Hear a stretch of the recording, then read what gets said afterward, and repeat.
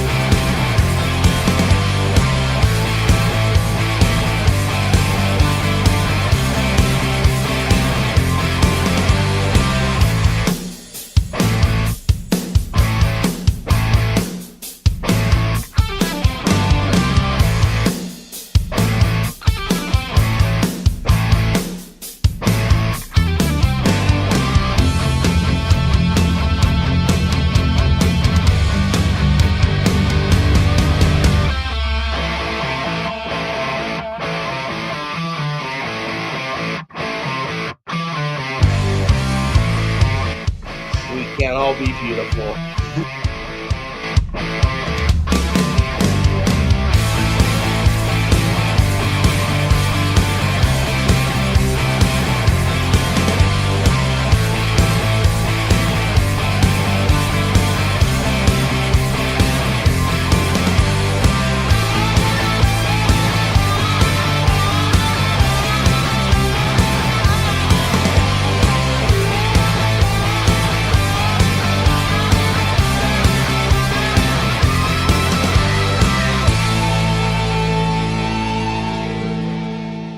You're in the danger zone.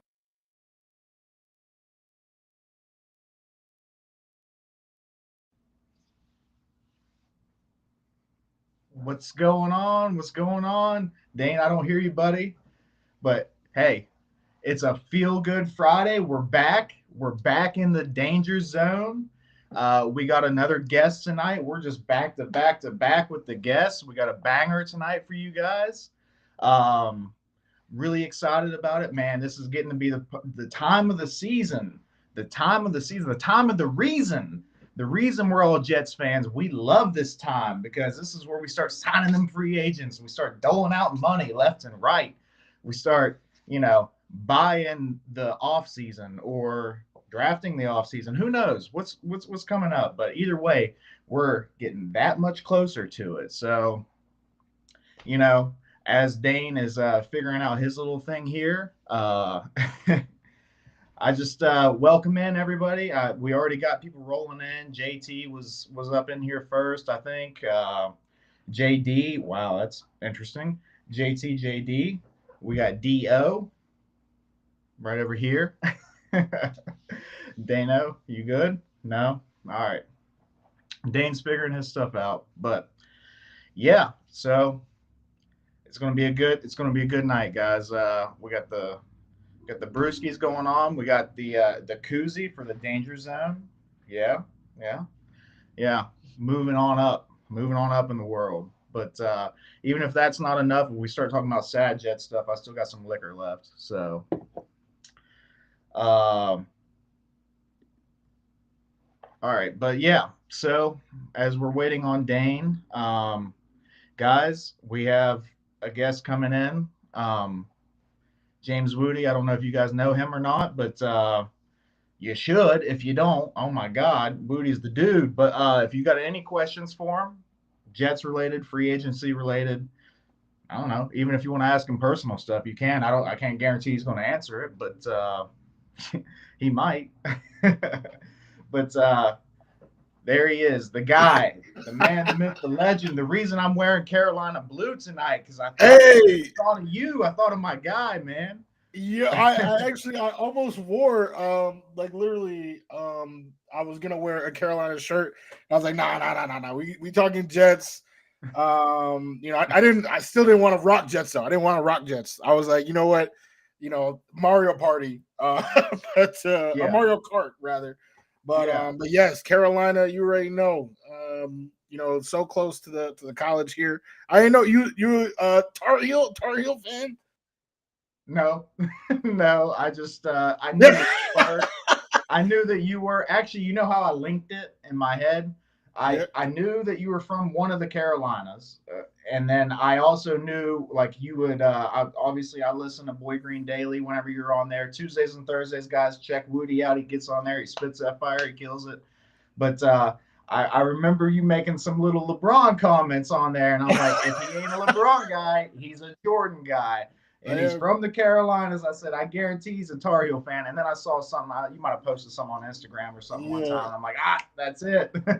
That is elite detective work right there. Oh, buddy, when I'm on it, I'm on it. You know, that's as Jets fans, that's what we do. You know, we be detecting, right?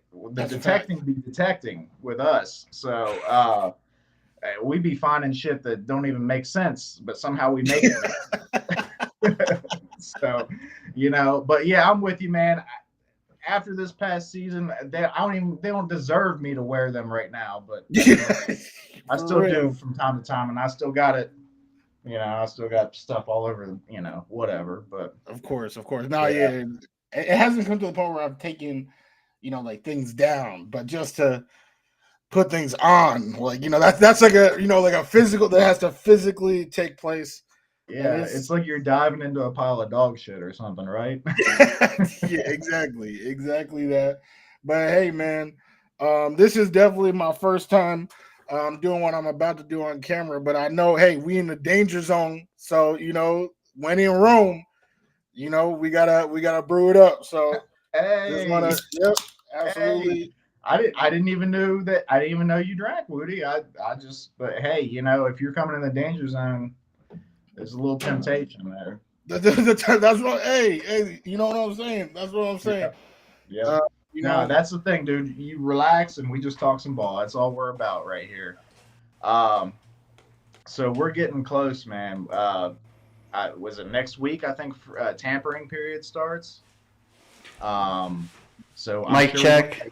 Talk about. Hey. There you go. Bro, I am so sorry, man. It's embarrassing as hell. Nah. Hey, I appreciate you though. Murph, thanks for holding it down, man. I wanted to act like, I don't know how plugged in you guys have been the last 2 hours, but like I didn't get to check all my sound and shit because like I was getting info like Geno Smith's been traded. I'm sure you guys have seen. Bro, not only that, like, just give me 1 second. I want to show you guys something. Yep. Oh, yes. I just found this out, too. I'm going to be honest with you. I just found out about this because Wudi posted it on his story on Instagram just like, I don't know how long ago, but not very long ago. I was just scrolling, waiting for the show to start, and I'm like, oh, what's Wudi post on a story? And I'm like, oh, shit, really? Go ahead. So, bro, and that's, you know what, it's my fault. I should have did both. I should have checked my sound. But I was getting to the bottom of this because, like, all off season, I've been pressed, bro. Like, I'm like, we need to slide at 7 because 42 to 92 is way too far of a drop. We can't sit there and wait 50 picks. Here we find out today we don't have to because the third rounder that we sent to Las Vegas for Devontae Adams, which was reported at the time as being our pick, the better third round pick that we had, that's false. We sent them Detroit's third rounder that was a fourth rounder of ours. So, like, bro, now basically looking at this graph, no longer are we picking at 92. We shot up the board to 73, bro.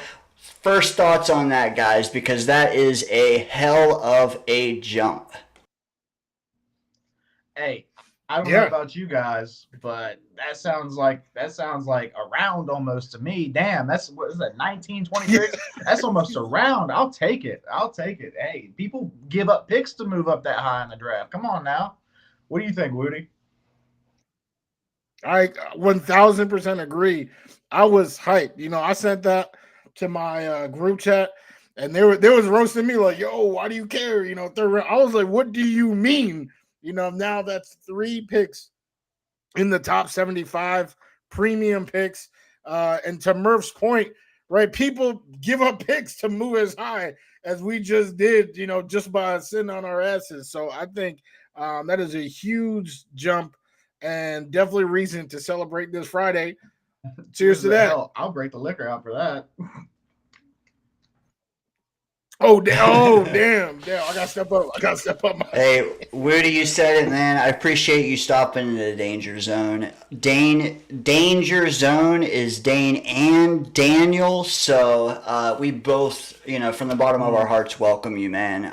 Glad to have you on for sure. You've been doing this a while, haven't you? Yeah, a little bit. Not. I feel like I'm still one of the young pups. Some of one of the young pups in the game. I just started Zach's second year, so we're talking like 2022. Before that, I was doing. I was actually kind of doing the same thing, but just not Jet centric. It was the whole NFL, whole NBA. But yeah, talking Jets. Take Flight Talk, right? The emblem that's right there. That's established 2022, which was actually, a fun year for the first 9 weeks. I thought we was about to, do a little something. Bro. And, we all it's sad, man. Like, it's sad because, like, the last, 8 months, Jet fans been in the ringer, bro, and that was after a year where we were in the ringer, bro. Like, I don't think you can squeeze any more out of us, man. I don't.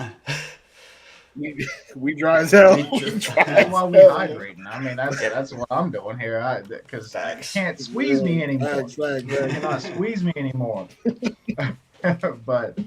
Facts. No, it's been tough for sure. Obviously, it's we talking now like 15 years of no playoffs. Bro. I felt teased. There were a couple of years where I felt good in between. Right, it hasn't just been like 15 years of just like we suck. I thought obviously 2015, right? That was a year that we all thought we were gonna get there. And then I thought 2016, like running it back with the same squad, like Fitz, B Marsh, Eric Decker. I thought, oh, all right, let's do it. That didn't happen at all.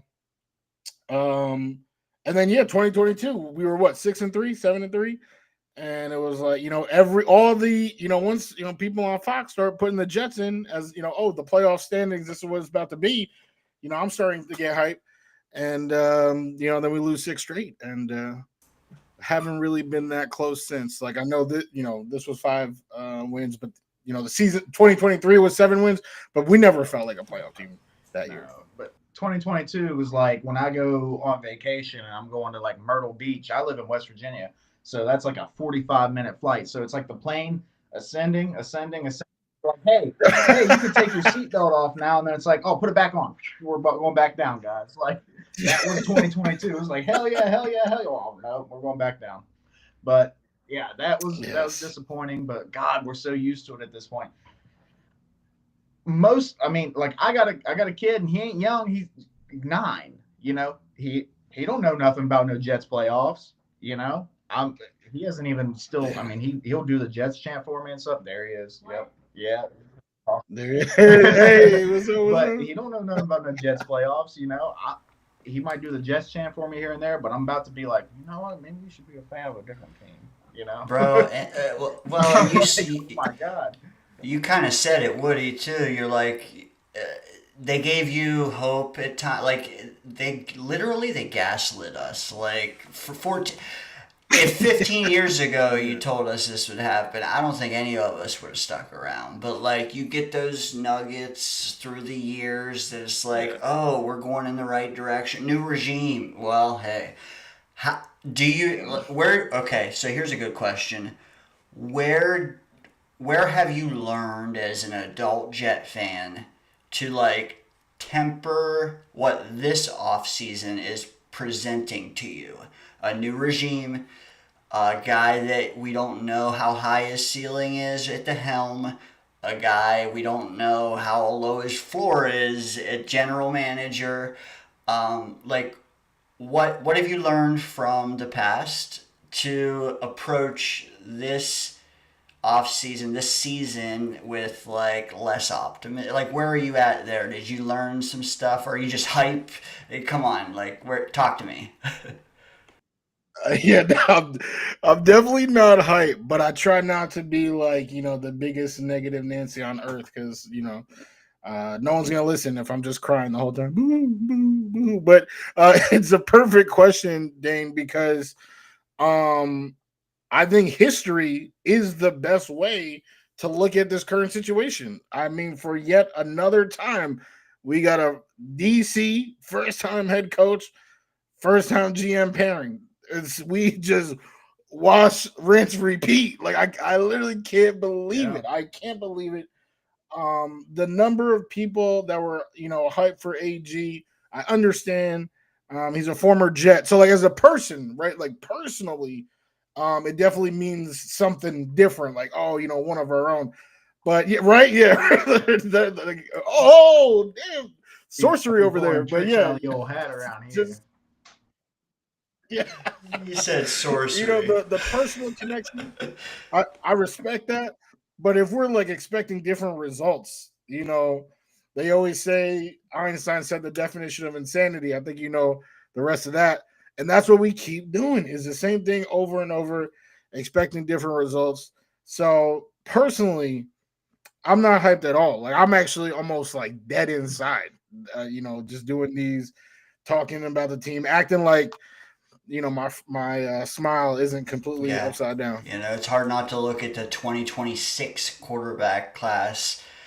That's like, how do you not look past it? It's tough. Daniel, like, tell me why am I like staying as invested as I have been for 2025? Talk to me. Because we're fucking lunatics, dude. What are you talking about? Like, we still get on here and talk about the Jets because we love the Jets. And we keep going back to that toxic ex that like beats the shit out of us. That's what's going on here. Like, that's what happens. And I don't know what's wrong with us, but we still do it. And I still love it because I've met a lot of good people during this too. So, the thing about it is like, it's like Wudi said, man, it's like wash, rinse, repeat. That's why I went over the off season when we were doing the coaching hires. I was preaching offensive guy. Because even if you get a defensive guy and he hires a good offensive coordinator, he's gone in a year or two. And then you got to find another one that can continue that. Like, it's hard, man. That's why I want an offensive guy. But at the same time, I love me some Aaron Glenn. We all do. Like, we're Jets fans. We remember those days. Like, that was some of the, he gave us some good times, right? And we love his mentality. If there's one thing you can say, he's bringing that like hard-nosed approach to the team. Did we need it? My God, did we need it? Like, the penalties and stuff is just insane. Like, players yapping off at the mouths and this and that. Like, nah, we don't need that anymore. So hopefully at least that changes, if nothing else. Bro, we had a starter belly splash on a pile. Like, I grew up watching. No, that was so funny. When did that stop? When did that stop in the NFL? When did the dog pile stop? What's up, Jace? You know what I will say though, like, shy on camera. It must be you. It must be. Let me add something though. Like, what I will say, and you guys really hammered home the fact that it's a first-time OC, first-time head coach, first-time GM. What I will say is, like, at least with those three guys, we've heard specifically that they weren't just shadows in their former role. Like, we've heard from Peyton, the GM in Denver, that Muji was his right-hand man, that he was in every decision that they made over there. We've heard, I don't know about from Ben Johnson, but we've heard from Detroit that, like, Engstrand was involved. He never called the plays, but he was involved heavily. Glenn, I mean, very high praise from what he's done everywhere he's been. So, like, I think we've been fooled before, but I also think that to lump these guys in with the same guys we've been fooled by before is a little bit of a disservice. Am I off the mark there? I don't know. I personally, I think Salah was the top candidate that year. Like everyone was, like media was saying, "Oh my gosh, whoever gets him, it's a big deal." Kyle Shanahan was like, "Please don't take this dude." We took him. Remember, he had a meeting with another team. I can't remember. It could have even been like the Eagles or something. And we kept him in the building. Right? They always say, "Don't let him leave. Don't let him leave." Didn't let Salah leave. He was a New York Jets head coach. Even through the struggles of the Jets, you had guys like Richard Sherman, former players for Salah say, "Hey, if I know anything about Robert Salah, there's no reason to, be worried, about this first bad season.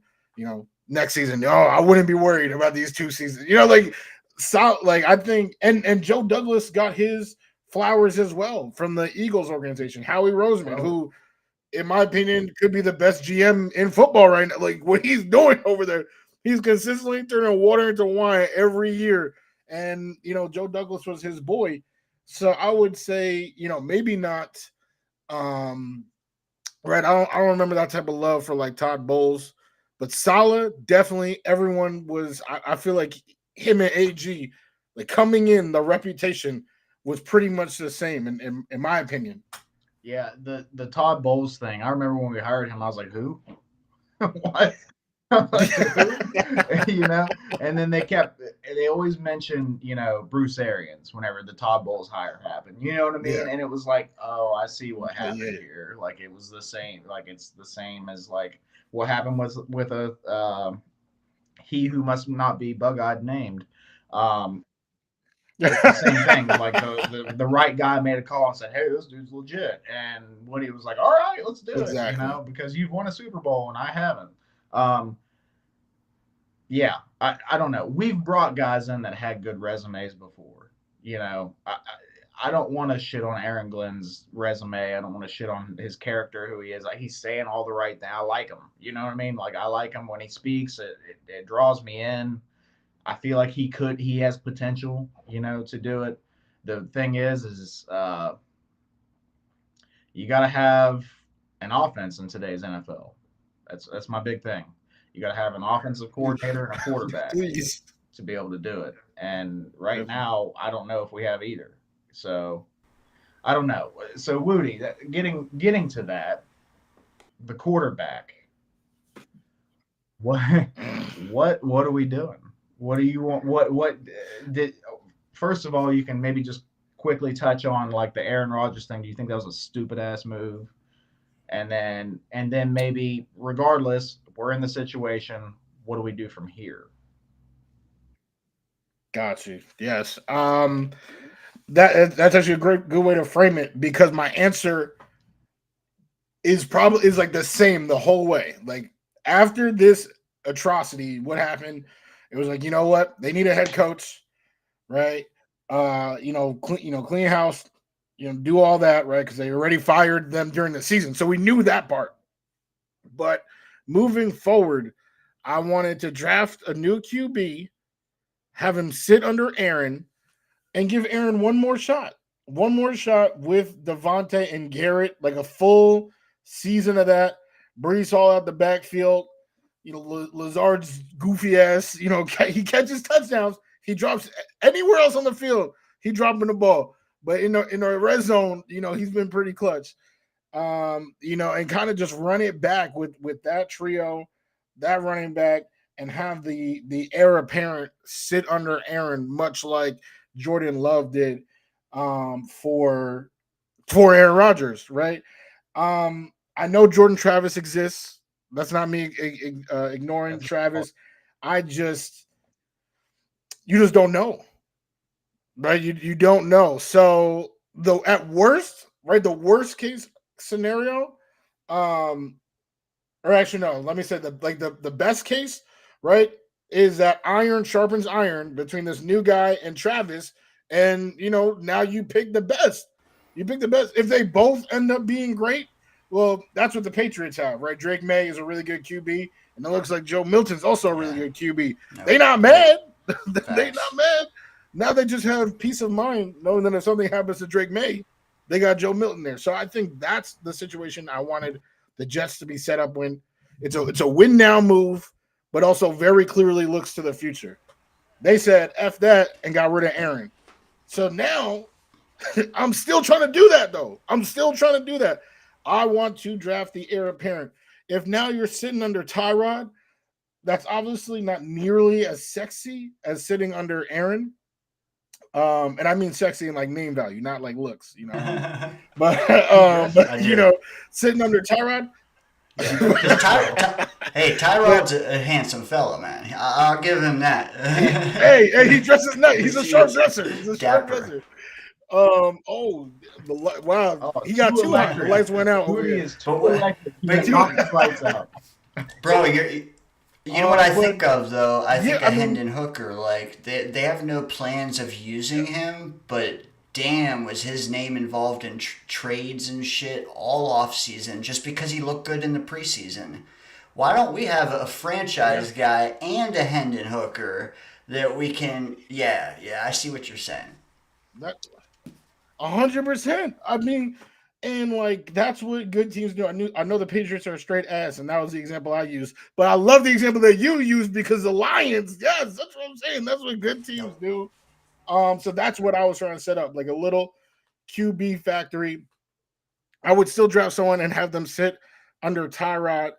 I mean, you know who's Herbert sat under Tyrod. Has had one of the most successful, first 3 years a quarterback has ever had in this league. Baker sat under Tyrod. We are actually the ones that knocked Tyrod out. That set up Baker to have a tremendous comeback victory. I'll never forget that game because that was actually on my birthday. I was at Applebee's, and let's just say, your boy, he didn't leave Applebee's by his own choice. That's all I gotta say about that. But, wheelbarrow. It was a rough night. It was a rough night. It wasn't a happy birthday, but so Tyrod has sat, or people have sat under Tyrod and have successfully been developed. So if we want to do it like that, I would sign up for that. If you want to get a different vet, Kirk or Russell or one of these guys, I'm cool with that. But I feel so strongly in my bones, and I'm ready to defend if need be. Anyone in the comments, or if you guys want to have friendly debate, I really don't think Justin Fields is the guy. Ooh, that's interesting. Now that's a hot commodity. That name is a name that's circulated for a while now, and people are very intrigued. I'm even a little intrigued. Am I sold on him? Hell no. No, I'm not. I'm not. But in a season where I know, like, I will put my house, I'll put my cats, my dog, my kid's left leg on the fact that we're not going to the damn Super Bowl next year, right? So in a year that we're not going to the Super Bowl, gamble, right? Like, you're just gambling. So unless you're doing what you said, Wudi, like if we don't draft a quarterback, then why not pick a young guy, get a young guy like Justin Fields in here and see if he catches fire? Because I think confidence is a huge part of being quarterback. Once they get that confidence and they keep rolling with it, like it can just once it's there, it's there. You know what I mean? Like, they know that they've done it before. So to me, like, if you get Justin Fields and he starts rolling and he starts stacking 2, 3, 4 good games in a row, it's like, why not, dude? Like, maybe we will end up re-signing him. Maybe he's going to be that guy. Who knows? But Wudi, you're for or against Fields? I'm like, hell no. Like, I would. It would take a lot for me to like watch week 1 if I know Fields is a QB1. So he's saying no, Daniel. Yeah, that's what I'm saying. Like, okay. No, but he was saying, he was. If you don't draft a quarterback, why not? If you do draft a quarterback, then I would rather have a guy that's been there, done that, like a Kirk Cousins or something, for him to learn off of. That to me would be optimal. I actually completely agree with that, right? Like if you're not gonna draft, like if you are just trying to roll the dice, then yeah, I mean, like I would rather have Fields than Cousins in that case, right? I'm coming from, we draft one of these guys, right? Like a Will Howard, someone like that, Kyle McCourt, and then boom, they're sitting under someone that they can learn from, someone who's going to have valuable insight. Justin Fields is 25. He don't give an F about any of that. And I don't want them learning any type of mechanic Justin Fields has because he don't have good mechanics. About now with the his actual fit on the team, I feel like the things I always hear, I would say the top two things I always hear is one, Garrett Wilson, right? They both went to college together. And then a new one was Rich Cimini said on his podcast talking about, Fields, in Pittsburgh, they were running play action. Well, the number one play action team in the NFL last year was Detroit. So Tanner Eckstrand come in, boom, they're going to be running play action. I answer Cimini first because I just said it, is, bro, he was terrible running play action, right? He was finishing games with 140 yards. And I think people, give him slack because, they're seeing like Lamar Jackson. So they're like, oh, well, yeah, 140 yards, but how many rushing yards, like how many total yards? And honestly, he wasn't really rushing too well or too much this season. Like I think, Pittsburgh was really looking for a pocket passer. I think it's a real weird signing because I think they tried to make him something that he wasn't. Right. And that's why as soon as Russell was healthy, they were like, all right, Justin, you're going to sit down here for a little bit. And they ran with Russ and everybody's numbers improved. So I hope to God that if Fields is a Jet, they're not going to treat him like he's Jared Goff. Because he's not Jared Goff. I promise you that. If Justin Fields is a Jets quarterback, they got to have him running. He has to run. Because I personally do not believe he can throw. And like I'm not saying like, oh, like he, he's below. Like I don't think he can throw. I don't think he can get 3,000 yards in a season. Right. He hasn't yet. And I don't think let me hop in on this Fields debate because like to me it's like a catch-22. Like I feel like if you're trying to win as many games as you can in 2025, I don't think it's a bad option solely because if we signed him to be our starter, it tells me we are gonna run the fucking ball, man. And I've been dying to run the fucking ball. And like I just think to myself, because Dom had a really good tweet today. He said, if you did get Fields, how many defenses in the league want to tackle Fields, Brees, and Braylon 40 times a game? And that really sparked something in my mind. I was thinking, damn, man, you could win a lot of games just, especially with Braylon in the second half, just pounding linebackers that are, 225 pounds nowadays? But you're not going to win the Super Bowl that way. And I'm a long-term guy, man.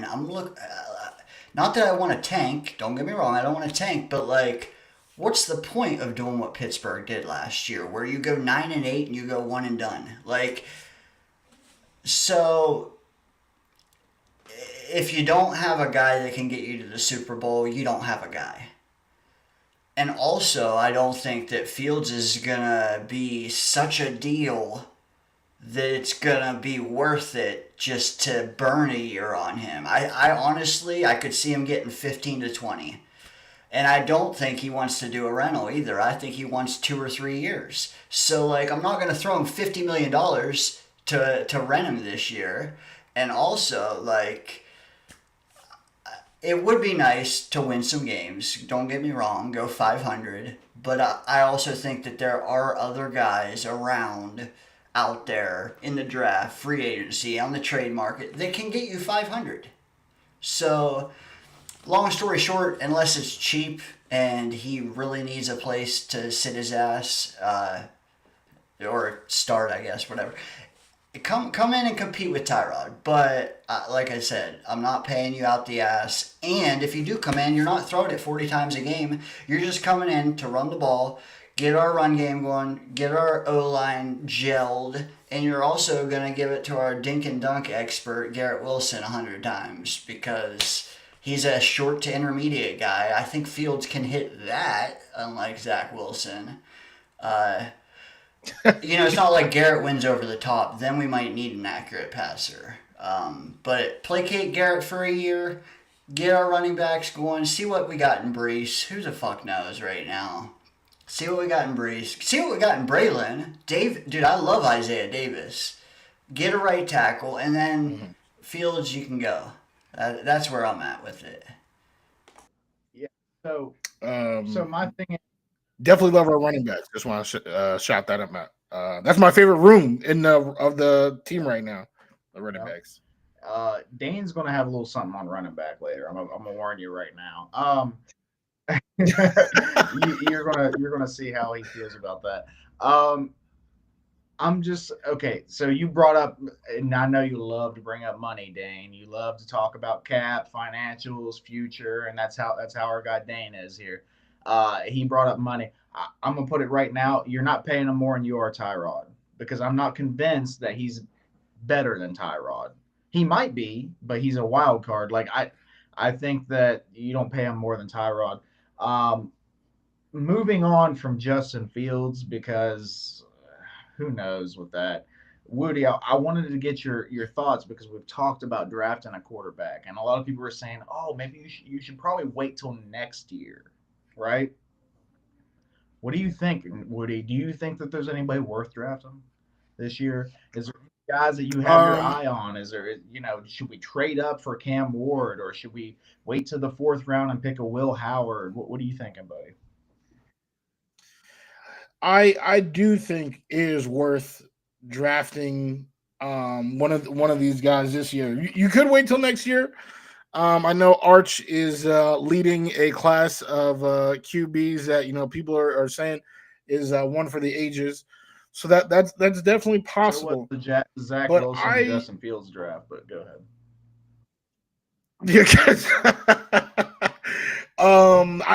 My God, I can't even.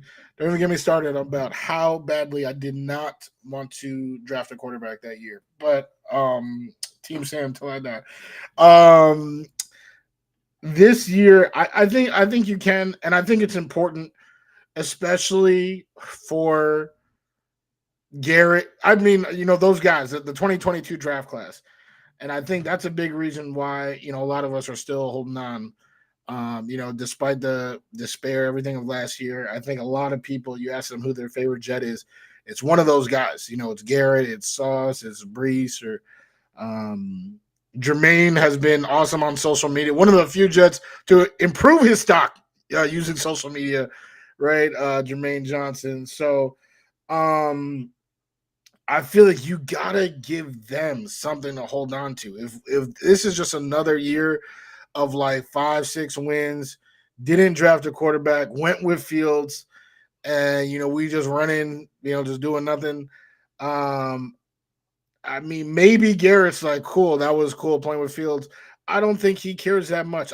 And that's what I actually meant to say, was that I think it's overblown. Like, I don't think Garrett is like, yo, when are we signing Fields? When are we signing Fields? I don't think, he cares that much. So yeah, I think you have to draft a quarterback just to let everybody know we're working. We're working. We're going through this. And I do believe that a veteran, having somebody sit behind a veteran, is still the best way. Like I feel like we suddenly fell into this world where you have to start them right away, and so many people get ruined. They get ruined because of this, crazy idea. But Patrick Mahomes sat, the best QB, like people, the few that have sat and now they're playing. Who just won Super Bowl MVP? Carson Wentz was the starter when he was drafted. The guys who sat their first year were the QBs that played in the Super Bowl this year. So I really, really like. I feel very strongly draft a QB this year. You talk about Aaron Glenn. He's a great coach. He's a great developer of talent, a great scout. So have him and that regime go through the qualities, the traits, whoever checks off the boxes that most fit, get them in the building right now and have them sit behind one of those guys, those old guys that we said, Tyrod, Kirk, Russell, any of those. And boom, now everyone sees him working. And next year, if we win 6 games this year, it's okay because everyone knows that guy can be, some of the names that we said earlier. Before we wrap that point up, was there any of those guys that you're intrigued by? Like anybody that caught the old Wudi senses? Yeah. Will Howard is at the top of my board. I think he could be like I don't want to say Josh Allen because that's disrespect to Josh Allen. But he's 6'4". He's a prototypical size, right? So 6'4", right, like 220. So he's a big, strong quarterback who is mobile. I know people, all the Fields people, right, are talking about mobility. He will be able to run, scramble for first downs, but also just having the basic mechanics to complete, short to intermediate throws. To Dane's point, right, is Garrett's specialty. I feel like he and the Jets would fit like a glove. If Will Howard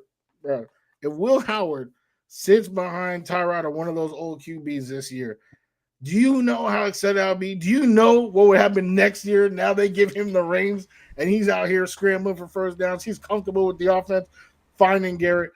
It would be a thing of beauty. The trouble. The trouble there, though, is Chip Kelly drafts ahead of us every freaking round. But hey, now they got Geno. He's out here, right? Like, hey. Right now they got old man Geno. So I'm hoping they can leave Will to us. Kyle, right, has a big arm. Not as mobile. So now we're, looking at another, Sam Darnold type where, they're not that mobile, but big arm, gunslinger, right, who's going to make contested throws. We know Sam was doing that until, they knocked it out of him. But, that's also a fun style too. So I would say Will Howard, Kyle McCord are the top two in my draft board. Sam was pretty good at throwing on the run. I will give him that. He may not have been the fastest dude, but when he got out of the pocket, he could cross body 40 yards down the field and put it where it needed to be. And that's 100%. Something that, when you're talking about like a guy, like an improviser, a mobile quarterback, a guy that can do that type of stuff, that's, But I'm with you, dude, on the Will Howard thing.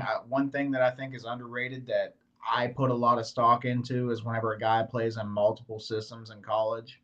And you're going to see that more and more nowadays with the transfer portal and stuff like that. But, he played at TCU and then Ohio State. Those are different systems, different offensive schemes and stuff like that. And the more a quarterback knows about offense, the better when he goes into the NFL, as far as I'm concerned. So I'm with you, man. I also want to say you're nailing it on the head, dude. That sit them for at least a year. Excuse me, for at least a year. Maybe 2, I'm not mad at it if they do it for 2. Then I'm like, oh, okay, this dude's going to be ready. But so that's that. I'm looking at that too. As far as the 2 guys that are guaranteed first round guys, I like Cam Ward better than Shadur. Personally, I think Cam just has all the tools. You just got to have his head straight. If you can get him the right coaching, get his head straight. And he gets out there, if he gets one good game under his belt, I could see him taking off, dude. Once he gets that confidence, that's with any young quarterback. But Dane, we had that. Do you want to hit that question with Boom real quick? Yeah. So great question from the chat, guys. Keep them coming. Hit that like button. Oh, by the way, hit that like button. Also, down in the description of the video, we have Wudi's socials. His YouTube channel needs some love. Hit hit the bell on it, man. It does. Hit It does. It's a dormant Hey, channel. get it going. But we're bringing it back though. And I know you're a big Instagram guy. Oh. Instagram is down below as well, along with your Twitter. But without further ado, great comment from Boomtown. He wants to know, he wants to live engage, man, and we love that here. And that's why we do the live streams, because the engagement is awesome. So he says, he wants to ask us, would you consider us a bottom 25, so a bottom 8 team, a bottom 8 destination in the NFL? If you're a free agent and you have 31 teams to choose from, are we one of the last ones you're looking at? What say you? If you're a quarterback, maybe maybe it's that bad. But I would say that question in general is very much position based. So I think on the D, like if I'm a cornerback, this is top 4, top 3. I don't have to do too much, right? We got Sauce there. We got AG. Come on now, Steve Wilkes. Let's go. Let's go. Sign me up. But there's some other positions there, like tight end. It's like, who's throwing the ball, right? Like that's one. And then QB, the other side of who's catching the ball, are going to be 2 fairly tough sells. For free agents. So I think it depends on the position. If there are any positions where I would say we're bottom 8, because that's pretty bad. Bottom 8. I would say probably QB, because you don't know about the OC. You don't know about everything there is a thing. And until Garrett signs an extension, that you could be in a situation where something happens. And now, you're throwing to Malachi Corley, and I can't even think of an outside receiver on the team. I really can't. Like, that's not Garrett or Lazard. I can't think of. So, yeah, that's bad. That's real bad. That might be. We got Xavier Gibson. What are you talking about? Bro, I don't want. That's a fact. But I don't even want him on the outside. I want him outside of the facilities. Yeah. So these are actually all of our offensive players that are leaving.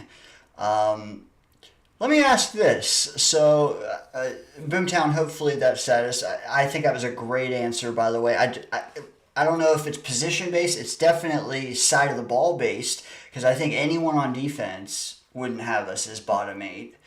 Offense, though, like you said, Wudi, it depends, where you're at on offense. But, Wudi, I know you did a stint with Boy Green where you guys were talking free agency, so I know you're semi-primed on it, especially, who's available elsewhere. But, when it comes to our own, and I got the defensive graphic as well, is there anyone on this offensive one that you think should be a priority re-sign?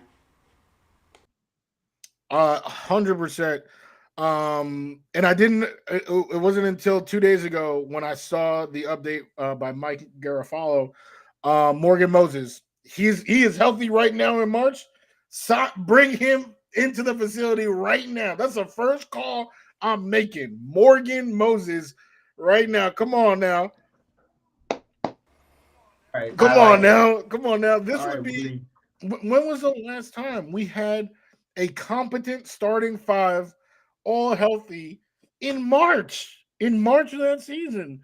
What are you talking about? That's a no-brainer. And I think one thing that is that gets lost on fans so much is the offensive line, right, is a unit. It's 5 players coming together to be one unit. Chemistry matters big time. This isn't Madden where you can say, oh, this dude's at 87, all right, this dude's at 85, this dude's at 85, and now all of a sudden your line is, an 85. Like, no, chemistry matters. And to bring back 5 players that have been practicing together, chilling together all year, and bring them back now this year, all healthy, all ready to go. 4 of them still ascending players, and the other one, a vet who is not descending. Bro, come on. What's his number? Let me give him a call. Like, let's get it going. Morgan Moses. Speaking of units, you're a fucking unit, Wudi, because this is a big Morgan Moses podcast, whatever the hell you want to call this thing, this show that we do every week. We are big on Morgan Moses. At the very least, you bring him in just to be a leader, a teacher of the rest of the guys. If you bring somebody else in that might be more talented and a little younger and stuff, whatever, you at least got him as a backup, as a fail safe, right? Like, I think Morgan Moses out of all those guys is the no-brainer. I wouldn't be upset over Tyler Conklin. I don't think anybody would. We would want a little more, right? We would want a little more than just Tyler Conklin, but we wouldn't be mad at it. He gave us a lot. He was a hard playing player, like whatever. And I make him your 2, your tight end 2. Yeah, I think absolutely. You could draft maybe you draft Tyler Warren. I don't know, whatever. But and then for me, Tyler. I'm a Xavier Newman guy as a depth piece. I think that Newman actually showed a little bit last year. I was like, hey, maybe he's got a little something there. Maybe we should keep him around and develop that guy. But but the big thing is Morgan Moses, priority re-sign on the offense. Absolutely, Wudi. Yeah, I think Tyler Conklin gets a little too much knock from the fans. I know his stats aren't spectacular, but that's going to happen when QB play is not spectacular, right? Like, we don't really have anybody with, off the page stats. Of course, Garrett has the best of the bunch, but, Garrett's stats aren't top, 15 or anything like that. So I think Tyler Conklin is durable, capable. He can do all the things. I probably would have had him higher if I didn't see some of the Evan Ingram. I don't know. Like, Evan Ingram, he's pretty athletic. You know what I'm saying? Like, I don't know. We might have to give him a call real quick and then see what he says before we call time. So, and I'm with you. Morgan Moses, Tyler Conklin, I think would be awesome honestly, I don't see him getting a bag. Like you said, like, QB play I don't know. I think he's a 800 to 1,000 yard tight end in a good offense. I do. Oh, yeah. So the fact that will another team see that and pay him like that? I don't know. Will they just see? So like, if you can get him for 2 for 16, yes, because that's like Hunter Henry money. Yeah, sure. Yeah, you know what I mean. Yeah. But I do think we're going to heavily target tight end in the draft. I think we're going to get some smash mouth guys too. I think we're going to lean more toward the inline, feisty, run blocking tight ends in the draft. We may get a pass catcher, but I think it's going to be mainly about getting guys that block. But we'll see. Bro, honestly, here's my take.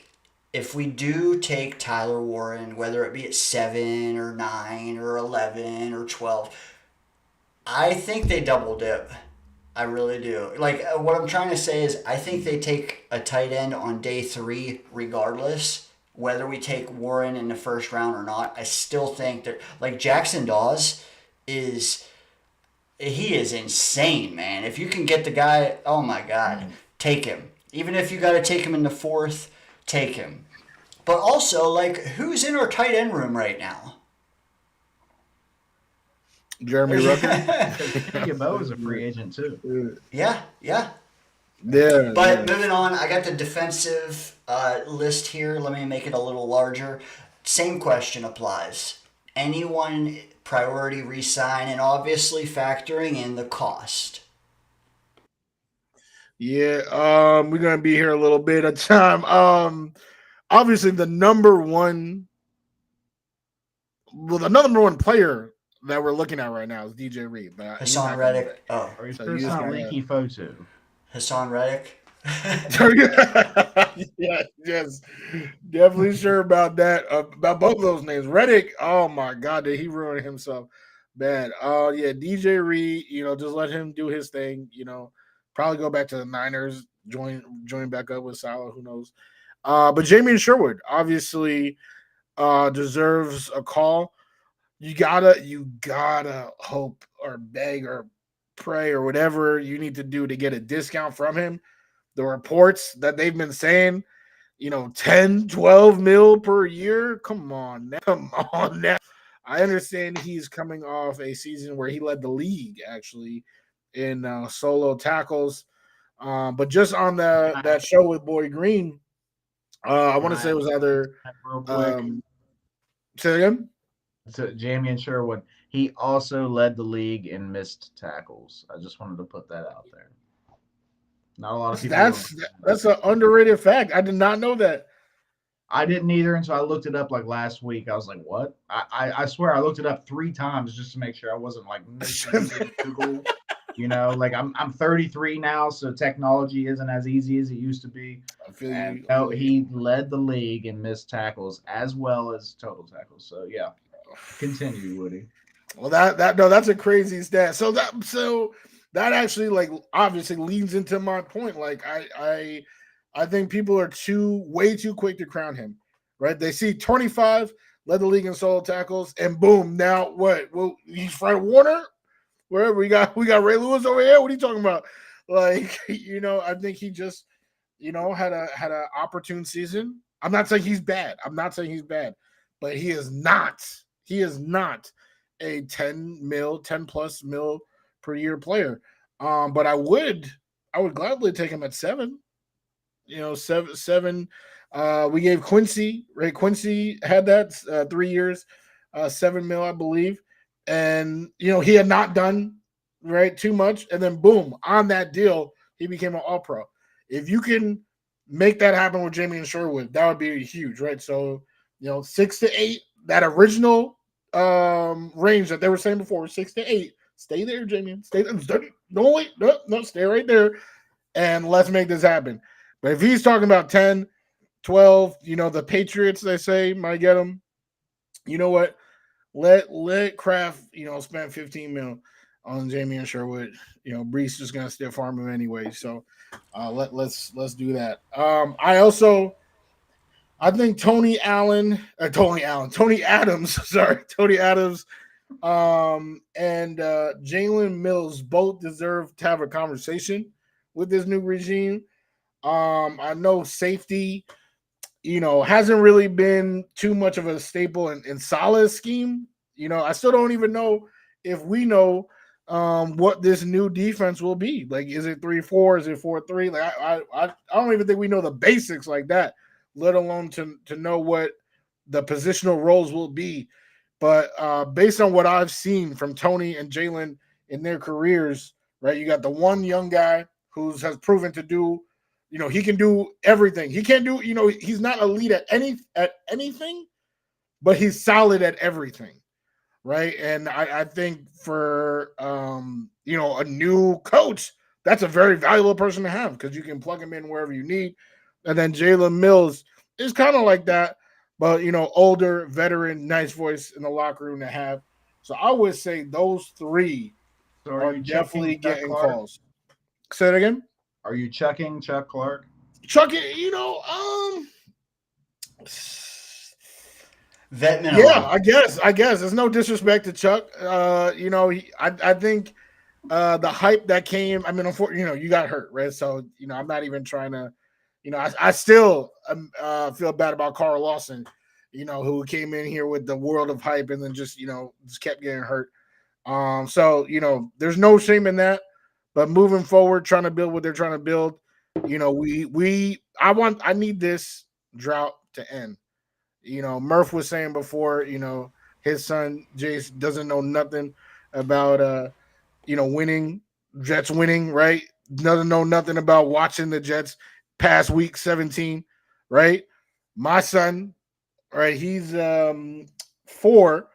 He don't know he don't know nothing at all. You know what I'm saying? I'm trying to see I'm trying to see these boys watch the Jets in late January. There was nothing that would make me happier than to send Murph a picture of my son watching the New York Jets play week or not sorry, not week anything. I'm talking about late January. And that's what we're trying to do here. And I think Tony Adams, my God, I've been watching too many basketball podcasts, so I got Tony Allen on the brain. But Tony Adams, Jalen Mills, and Jamian Sherwood could all make that happen. I got to ask you real quick before we continue this subject, but do you think, because you live in the Carolinas, right? The only NFL team around there is the Carolina Panthers. Do you think that you would be better off for your kid's mental health if you kind of like nudged him towards being a Carolina Panthers fan or nudged him towards being a Jets fan? Bro, that's such a phenomenal question because I've thought about it. You know, I've been up late at night, like, what should I do? What should I do? You know, like I thought about it, and you know, their colors are the same as the Tar Heel colors, right? So that light blue, right? He already has so many clothes, right? He loves that color, right? Yeah, right. So, it would be easy switch for him, and I wouldn't have to risk a virus every Sunday to try to watch football games, right? To the local team. I'm out here because I refuse to pay the NFL like $500 for whatever So I'm out here every site. Please don't arrest me, but yeah, I'm out there, risking the virus and all that. Yeah, streamings, yeah, all that. Hey, we're all out of town Jets fans here. That's another thing that puts us. Yeah, we're on a different level, guys. We don't just turn our TVs on and they're the Jets. We got to put that work in to watch this shitty ass team. For real. Hey, Woody, I got a question for you because I did follow your takes this week specifically because I wanted to see what can I branch out? What's his hot takes or whatever. You just told us that you would potentially or whatever, depending on price, let Jamian Sherwood walk. I would just like to add to the chat that we're gonna have to extend Quincy next year, and that's not gonna cost what it did before. So that has to factor in as well. But I heard you say at one point, and I love this take. I just think it's not a normal take. You would try like hell to keep CJ Mosley here. Can you expand on what your thoughts on that is? Obviously, assuming he wants to play. Talk to me about CJ Mosley, the captain of our defense the last few years. Absolutely. Capital C. 100%. I think, Aaron Glenn, when he said that people change cultures, right? He highlighted winners, right? Darren Muji said that there are already people on this roster who fit their vision. I don't see how anybody, personality-wise, work ethic-wise, can fit their mold better than CJ Mosley, somebody who came into the league and has, had tremendous success pretty much from the get-go, was in one of the best-run organizations in football, perennial All-Pro, came here and has fought through adversity. He had a pick six his first game, got hurt, and then we ended up losing that game. That was one of the more heartbreaking games I've seen. And then he got hurt. He opted out for COVID. I'm not going to lie. That third year, I was like, F CJ Mosley. He played one half in 2 years, and he immediately completely turned around the vibe of this defense. And we've had the pleasure of being able to brag a little bit that, hey, our defense has looked good. And, Salah deserves some credit for that. I think CJ Mosley being the quarterback of the defense deserves a whole lot of credit for that. And you ask Quincy himself, how did he get from one team's trash to another team's treasure? How did he become all pro? CJ Mosley. So I think that is somebody who you need in the building. We're talking culture changers. We want to establish winning. We need to develop the next people. CJ Mosley is going to do all of that. And I don't think that he's lost anything in the tank. People are so quick when someone gets hurt to be like, he got hurt, he sucks, or whatever, give up. Right? How many times did Mekhi Becton get hurt? Now all of a sudden he crying boo-hoo, boo-hoo, because he won Super Bowl this past season, right? People get hurt. Saquon was getting hurt. Some Giants fans were literally agreeing with their GM, talking about, hey, Daniel Jones, he's solid. We're gonna let Saquon walk. He always gets hurt, and they are the ones perfectly healthy seasons, winning games. So overreacting to an injury, one of my biggest pet peeves. CJ Mosley, he's coming back. He has not shown signs of a huge decline or anything like that. So he's valuable on the field and even more valuable off the field. So sign me up. Please do not cut this man. I think he's a huge piece of the future. 70% of his salary this year he's getting regardless. So you're gonna move on from him for what, to save $4 to $5 million, and then you're gonna need to replace the captain. It's not. I mean, assuming he is healthy and wants to play, yes, give him. Of course, yeah. Two big prerequisites, but sign. Oh my God, sign me up. I mean, facts. Yeah, I'm with you. And there are people that are already moved on in their mind. They think Sherwood and Quincy side by side is the move. They're the same guy twice, and that's not how football works. I agree. Murph, where are you at though? If I know you well, tell us what your Mosley take is, and if you do move on from Mosley, who do you think is the best fit next? What is our linebacker room, not of 2025, but of 2026? All right, so I wanna start this off by saying that I have said it on this show that I want a green 57 CJ Mosley jersey, and I still retain that. I still want a green 57 CJ Mosley jersey. I couldn't find one unless I went to the Chinese sites. I don't love those. I don't love those jerseys. They're a little like the stitching. You can see it. It's kind of weird. I don't know. Maybe I'm bougie. I don't know. Whatever. Couldn't quite find one. Maybe I'll find one day. Whatever. I love CJ Mosley. I love the things that he said.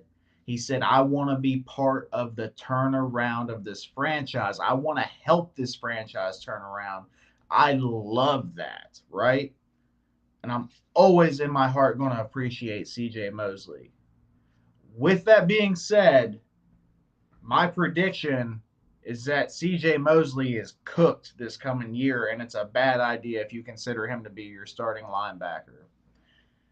Don't kill me, Hazel. I know you're in the comments. You're going to fucking get at me here in a little bit, but I'm just saying he's, at this point, too many injuries, too much time. He's going to be cooked unless you're like playing him like 25% of the snaps. You know what I mean? If you take a real light load on him, maybe he'll be all right, but you still got to have a starting linebacker. 25% ain't enough, So in my eyes, I have a feeling that Jamien Sherwood's going to get overpriced, and I'm going to agree with you, Wudi. I think that if we're getting into the double digits for him per year, we're starting to get a little too high. If we're talking 12, 13, 14 million per year, we have too many other needs for that. So definitely, I'm seeing Quincy Williams, and I'm seeing somebody else. Is it a Dre Greenlaw? Is it a Devin White? I don't know. Is it a Kaiser White? West Virginia guy. Shout out. I don't know, man. I don't know who it's going to be necessarily. There's a lot of guys. I was looking at the free agency list. There is a big list of guys for linebackers. There's a lot of names on there, man. I don't know if they're still performing well, but there's a lot of names on there. And if Aaron Glenn is who he says he is if he's the guy that can bring the best out of the guys in the locker room, he can find somebody on that list for $6 million, $7 million, pair him across from, Quincy. And if Quincy has another all pro year this year, then you start looking towards maybe re-signing him, and maybe he'll make that 10 or 11, 12 million per year, but he's got to earn it, he's got to give us another season. Is all pro the only way he earns it? Probably because linebacker is one of those positions that you got to be elite to get paid, right? Like that's, to me, it's like running back, linebacker, safety. Like those are positions that you have to be best of the. You got to be a stud to get. You don't give him the Quinion boost to his contract, like to keep Quinion happy. Oh yeah, well yeah, that's different. I mean, I don't know. Quinton ain't happy anyway, so whatever. Quinton is like us right now. He ain't happy. He's like, God damn, another fucking rebuild. Like, what are we doing? Meanwhile, he's like, wait, I didn't even get 100 mil. Like, he didn't even get 100 mil, and he's still losing. Like, damn. Yeah. What I will say is, all reports are saying that we were looking at the Lions linebacker, Barnes, I think, isn't it? Barnes. There was one that signed today, 3 years, 25 mil, and they said the Jets were actually looking at him. 3 years, 25 mil, though. Like, Sherwood's going to be more than that. And if he was our option, and I'll get the name for you, if he was one of our options, it's going to be interesting. Derek Barnes? Yeah, see, I don't know why in my head I always think of Derek Brooks from the Buccaneers back in the day. But anyways, the reports are saying if we were looking at Barnes, does that mean we weren't looking at Sherwood? Like, why would you look past your own room if you weren't? You know what I mean? Can you glean anything from those reports that we were looking at the Lions off-ball linebacker, didn't get him? What does that mean for re-signing Sherwood? I have a theory. My theory is that these reports are people just connecting A to B with the dots and saying, oh, Aaron Glenn was the coach of that defense. Every fucking defensive free agent for the Lions apparently is our target. And that's not always the case. Sometimes, yeah, he might want one or two guys, but that doesn't mean that every freaking free agent, the defensive free agent for the Lions, is going to be our guy. I think that those reports get a little exaggerated. But what do you think, Woody? Do you think there's any sense in that? What's up? Wholeheartedly agree. Actually, like I don't even want to keep going because it's going to sound like an echo in here. Literally, completely agree. That's one of my biggest pet peeves. Is they spent 3 months together in Denver. All right, they want to. Yeah, I hate that. You know what? We've also been linked to Tim Patrick and who's the cornerback they got leaving? Yes. No, I saw Carlton Davis. Yes. We've been linked to every single guy leaving Detroit. We've been linked to, and you're probably Denver. Right. Some of the ones in Denver.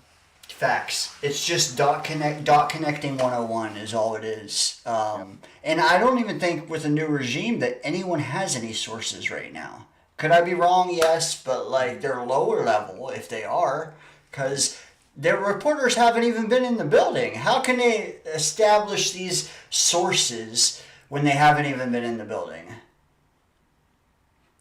Yeah, I completely agree, and I feel like that's one thing. Right, I said before that I feel like Aaron Glenn and Robert Saleh are very similar. In terms of like reputation, right? Highly respected, both seen as players, coaches, both seen as guys to get the most out of their players. But one thing I've already seen that Glenn is not similar to Saleh at all is how he handles the media. Holy, like, I still have a soft spot in my heart for Salah. I didn't want him to get fired week 5 when it happened, but bro, in front of the media, he was the worst. He was just lying, like he didn't know what he was saying. Like it was rough. It was actually rough to try to watch him, after a lot, especially when things started getting ugly, like that Patriots game, the one where Zach said it wasn't his fault, or he didn't let the defense down. It was like 7-9 or something like that, or I think it was 6-9 because we didn't score a touchdown. Like Salah was so tough to watch, and we don't know how it's going to look like when it was bad or when it gets bad. But so far, Aaron Glenn, like he's already said, like, hey, I know what you're trying to do. He's putting people in their place. He's been so good with the media that I'd be shocked if there's already, like you said, Dane, a leak this early into his regime. Maybe it's the lady spooning out the food.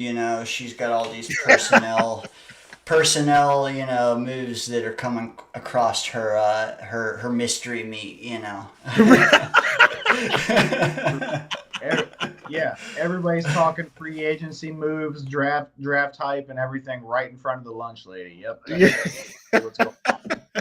That's exactly where they have those conversations, right when they're getting their sloppy joes made.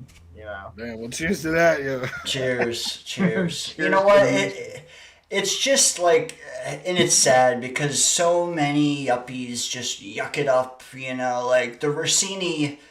Rossini, she pivoted so fast she probably has whiplash on Aaron Rodgers, man. Now it's a great signing for the Giants. It's just like, how do you guys continue? Like, I don't know. Hey, 14 years of sucking, and we haven't seen the error in our ways. But like, at least with the beat we have, you got to be able to notice when they're putting splash headlines up.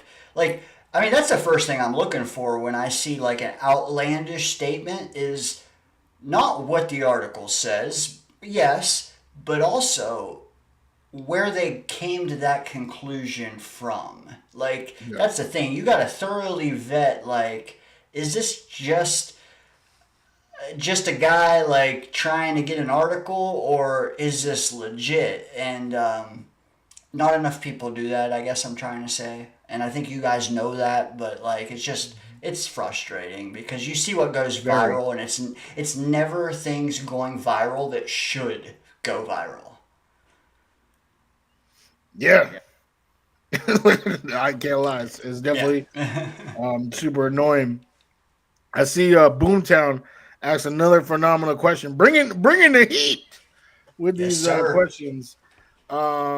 Should we round robin try to answer the question? Yeah, let me read it first and then I'll kick it to whichever one of you wants it. Boomtown says, would you agree close to 100% of the free agents we signed this offseason won't be here when this team is good, hopefully in 2 to 3 years from now? That's a great question because it's like, how many resources do you pour into high-priced rentals versus high-priced long-term deals, low-price rentals? It is a roster construction philosophy question, in my opinion. I don't want to get too... Boom already lambasted me over future finances, but I think that they're tied into this question, if you ask me. But what do you guys think about Boomtown's question here? It's a good one. I think that I don't agree with that. I don't agree with that. Now, I don't know how many long-term deals we're going to do this offseason. I can't guarantee that we're going to have three different guys that we're signing to 4-year deals or anything like that. But in the NFL, we see it all the time. We see teams that go from worst to first all the time, right? Like, if you're talking good, to us, who haven't been to the playoffs in 15 years, playoffs are good, right? Even if it's a wild card. Like, playoffs is a good team.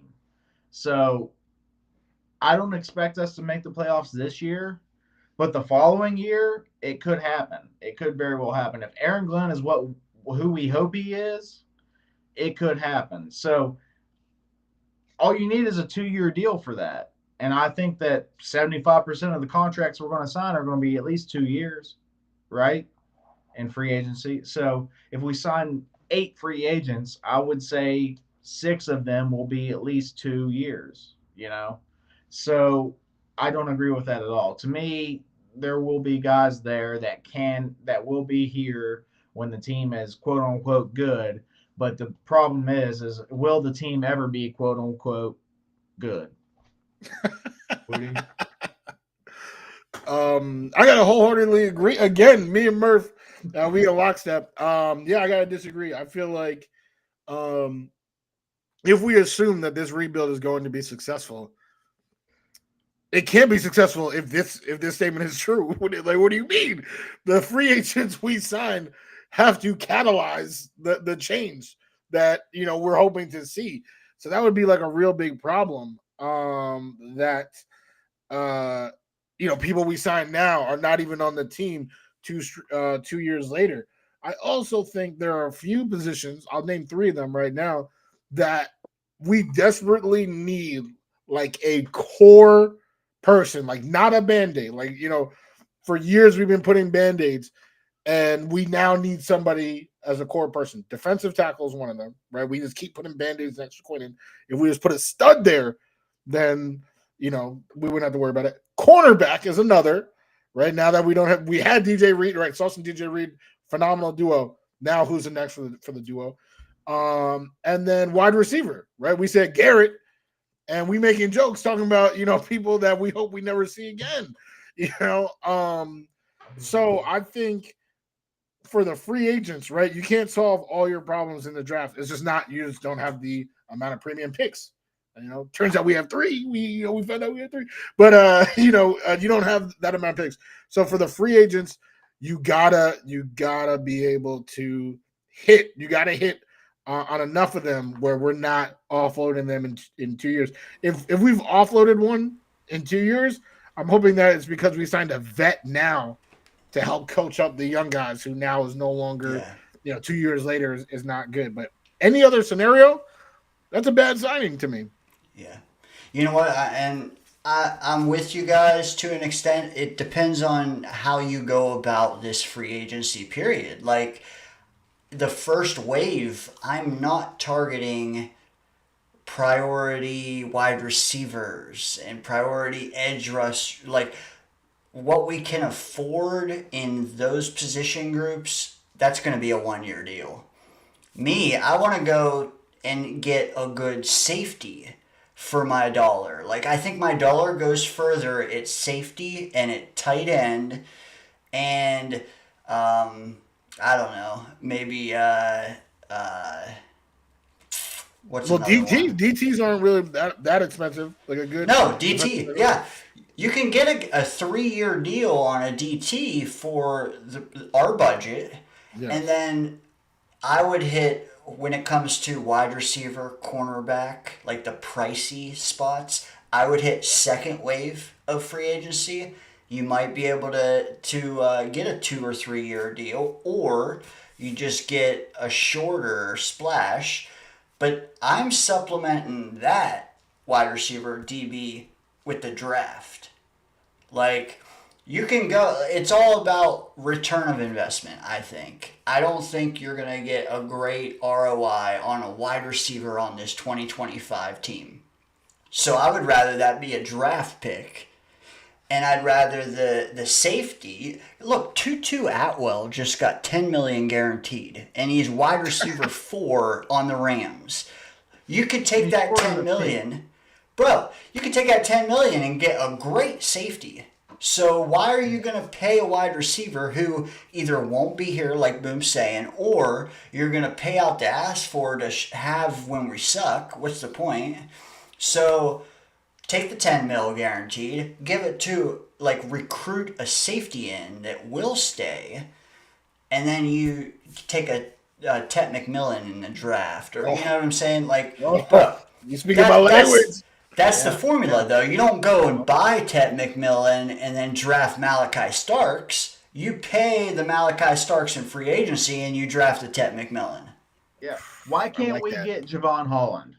Why can we not invest in safety for once in our freaking lives? Like, I mean, well, I know we went too far. We went overboard with Jamal Adams and Marcus May at the same time. that was a weird era. Okay, that was something different for us Jets fans. We still don't know. I'm still processing what happened that year. But I'm just saying, like, ever since then, we were like, screw safety, and I don't know what's going on. Like, apparently, Robert Saleh didn't think that was a position on the defense. But yeah, pretty much. I think that I'm not saying you got to put $30 million in your 2 starting safeties. I'm just saying that you can put 10 or 12 in one of the starting safeties and maybe draft a guy for the other one, or get like a cheap veteran or something for the other one. Way more impactful than getting Tutu Atwell. You know what I mean? Like, it's crazy. That was an excellent point, Dane. Like, dude, and me, I'm a tech. I like tech. I'm all about some tech. And I think that wide receiver is getting to be a pretty expensive position, guys. Oh my God, yeah. So maybe we should just keep drafting them motherfuckers. You know what I mean? Like, keep drafting them guys. Do you know how excited I will be if I've actually never said this publicly before, but I really think Tet is my dream pick at number 7. Like, it would just be so beautiful to have Garrett, to have Tet. That's what that does, is guarantee that you have one of the best duos in football for the foreseeable future. And one can beat zone and one can beat man. One is strong and one is underneath. Like, it's a great compliment. Yes. I agree. Not two of the same person, like you said before with the correct. Well, let me ask you this though, like, because the only time I start flirting away from Tet is if it's either Tyler Warren after trading back, because I was scared we weren't picking till 92, which may not be a fact. But like Tyler Warren at 12 versus Tet at 7, I might spend 96 hours trying to decide.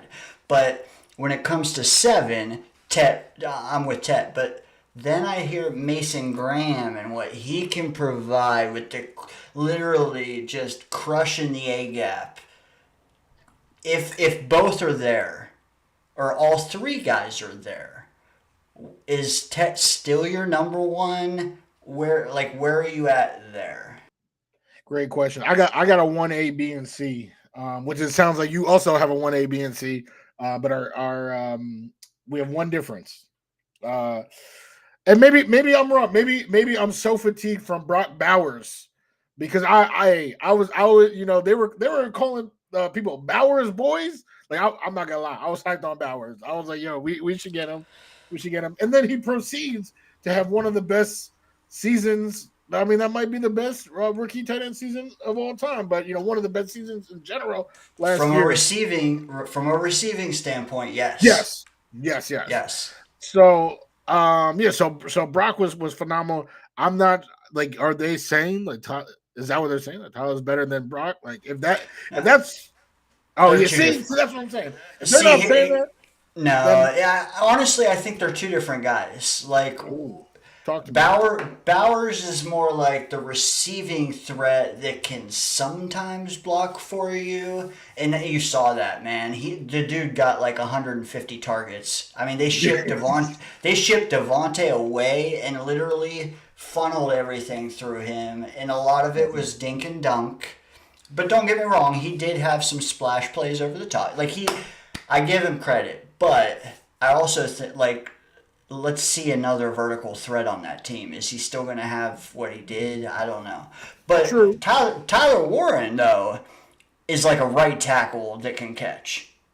A right tackle with wheel. You know what I mean? Like a 6th offensive lineman that literally is a beast. It will help you in the run game, will help you in the pass game. He used to be a quarterback in high school. He ran some wildcat. Like, he is literally a Swiss Army knife. That's what you're drafting. Got you. And that's not quite Bowers. Bowers is different. Like it. What do you need? And the thing that intrigues me about him is we need so much that we need a Swiss Army knife. But at 7, Yeah. Well, if we had, and I guess this is I don't want to say disrespect, like, but to Tanner Ekstrand, like, to buy a Swiss Army knife, you need to know how to use it. You know what I'm saying? Literally for Christmas a couple of years ago, I actually bought my father-in-law an actual Swiss Army knife. Nice. Because he can use it, right? He knows, like, and oh my God, he loves it. Still brings it up to this day. But I wouldn't buy that for my dad. My dad wouldn't even know what to do. He would have to stab it himself. You might not need a blocking tight end that badly if you just bring back Morgan Moses. Yeah, I'm saying, someone give me the man's number, man. But no, look, my 1ABC is Tet, Mason Graham, and Will Johnson. Actually, the cornerback. I feel like whichever one of those three you get really like sets the identity of your team moving forward.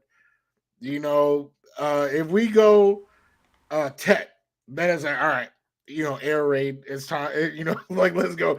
We're gonna feed, run, and then once we hit play action, it's over. It's over, man. Whichever guy you add makes that room probably the best on the team. Exactly. That's what I'm saying. That's exactly what I mean. So to your point, if all three are available, it's up to them. Like, hey, AG, what do you want? And I would imagine, knowing, what I know about AG and, football in general, they say, and I actually wholeheartedly agree with this, that the game is won in the trenches. So, I think Mason Graham would probably get the edge over the others. High with Ted, because from a fan's perspective, we probably want the receiver, right? We want the Teddies, especially as a Jets fan. And we ate our vegetables last year. Murph's good on that one. He's like, bro, what do you think, Murph? Are you a toy guy at 7? Where are you at?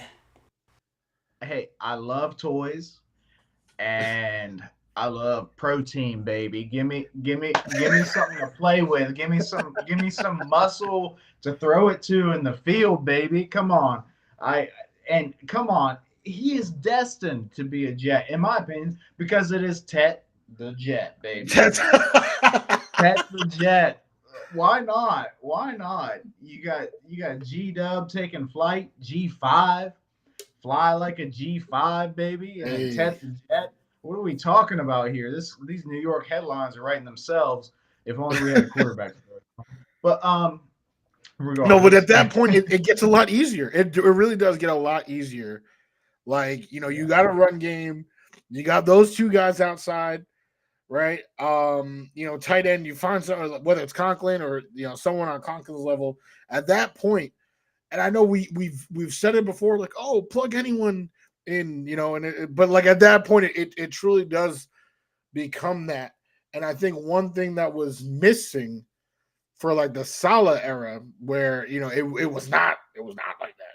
You could plug in people and they got worse, is a coach who can provide something on the offensive side of the ball. Now, we don't know, right? We haven't seen AG yet, but based on what he's said so far and how he's gone about this, I think he went with Steve Wilks as DC because he intends on being very involved with the offense. I think he wanted somebody who he knew for a fact has been DC, has been head coach, right? Like, he knows the responsibilities. He's done this time and time again. You handle this. You got this. Let me, with all these first-time guys on this side of the ball, I'm a coach, right? There are things that I know. This is a direct quote, right? I'm a coach. There are things that I know that, I think I can hang toe-to-toe with a number of offensive coaches around this league. I am a coach. not defensive, offense. You guys put that label on me. So, all right, if that's you doing that with these first time guys, I think if they were to get Tet and Garrett, literally any tight end on Conklin's level, and you have those three horses back there in the running back room. I mean, come on now. Anyone on this screen that I'm looking at right now can get 3,000 yards.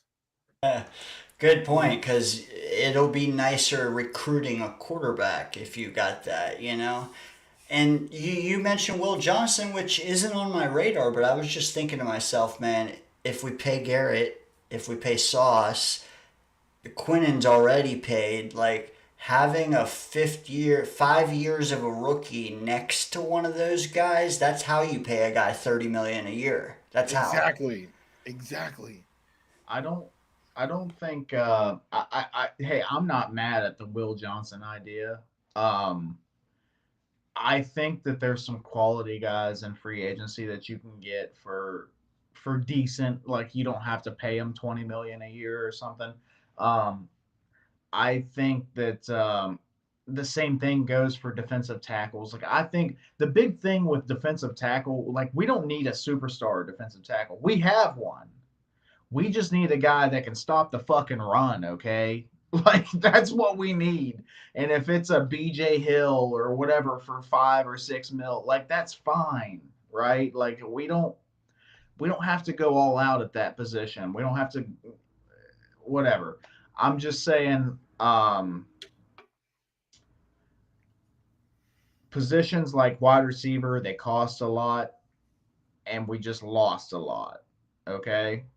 I'm a poet and I didn't even know it. So I'm not against going free, going there. Tight end, we haven't had a stud tight end in, ever. I mean, Dustin Keller, if you want to call him a stud tight end, maybe, that was it. Like for as far as I remember in my Jets fan lifespan. So I'm not necessarily against the Tyler Warren thing, although I would like us to trade back if we're going to go that route. So like Mason Graham, like we can get us a BJ Hill or whatever, we can get us somebody a Folu Fatu Kasi. Like there's a lot of guys in free agency. Look it up, man. Cornerback even.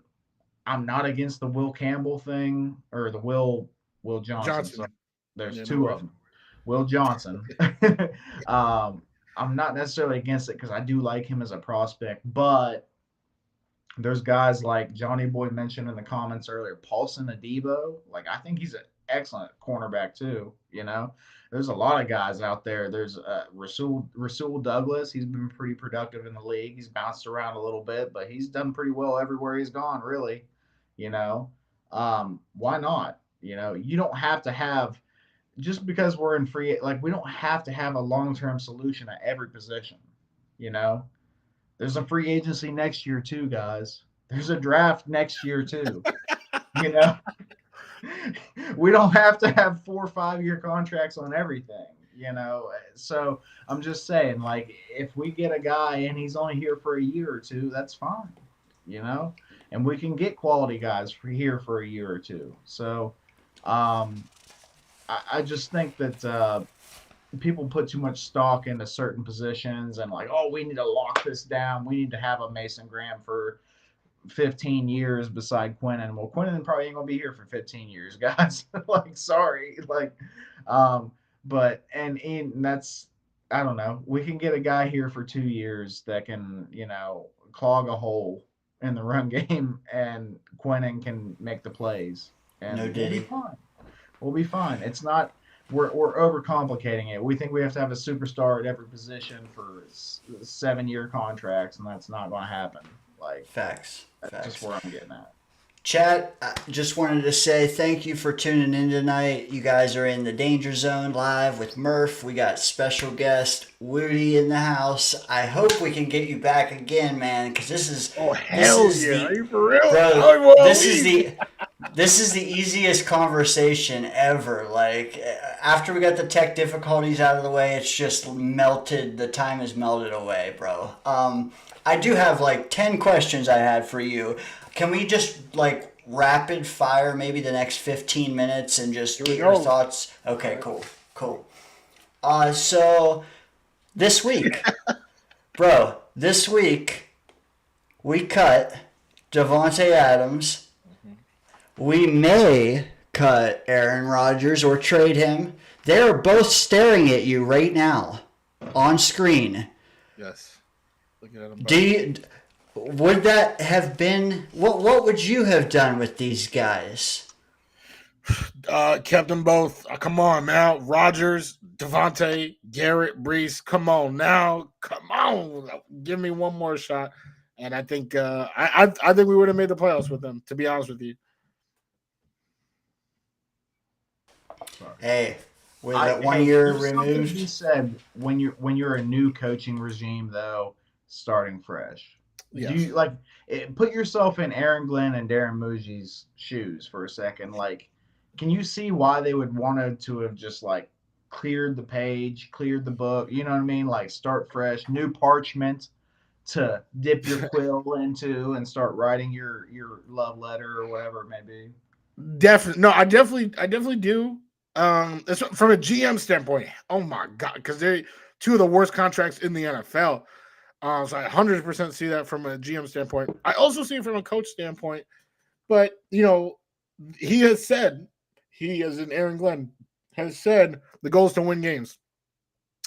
If the goal is to win games, all the options that we've talked about so far were not better than losing Aaron and Devontae, and that's what we did. So we'll see what happens. But hey, it is what it is, right? We just gotta move forward. It happened. Good answer. I like it. It's contradictory, man. It divided a lot of the fan base because they said the same thing. You're saying you want to win, and then you cut these guys. Hey, who knows? We'll see. With Rodgers, maybe someone wants to eat a little bit of that dead money with us. That would be awesome. But we'll see. DK Metcalf. Too much, in my opinion. I think he is overrated. Right? Like people talk about him like he's like a top 10 receiver. He's not. He's actually not. He's not Jettas. He's not CD. He's not Jamar. What he is a very athletically gifted football player. Big, strong, all that type of stuff. But he's never been a separator. He's not, a particularly good route runner. Doesn't have elite hands, nothing like that. So why would we give up a first and a third and then extend him on top of that? When you have Garrett, personally, I think Garrett Wilson is better than DK. So why none of that makes sense to me. That's a strong pass on DK. Murph, I'll hit you with these same questions here in a bit. Let me get more out of Wudi before he goes. Evan Ingram. Yes, I think he, super athletic tight end. Does have some injury issues. So that's kind of something you probably need a plan B for that. But a healthy Evan Ingram is going to help whoever is at QB. Great red zone target, but really great everywhere on the field. I think he would be one of the better tight ends in Jets history, as Murph already pointed out. It's not a spectacular one already. Well, our third rounder moved up 17 spots tonight already. Would you take that pick and send it to Cincinnati and get a guy who had 17 and a half sacks last year by the name of Trey Hendrickson? Bro, I'm not gonna lie. I might if that's all it takes is a third rounder. I don't know the financials. Do you know the financials? I don't. I think he needs paid too, though. Oh, it's one of those. Yeah, that's tough. Let me just do a quick Google search of how old Trey is. I don't think he's old. I think he's like mid-20s. Oh no, I lied. He's 30. He's there. That's tough. That's so tough. 30 is tough. If you have to give him a like a whole new contract, then nah, probably not. That's fair. I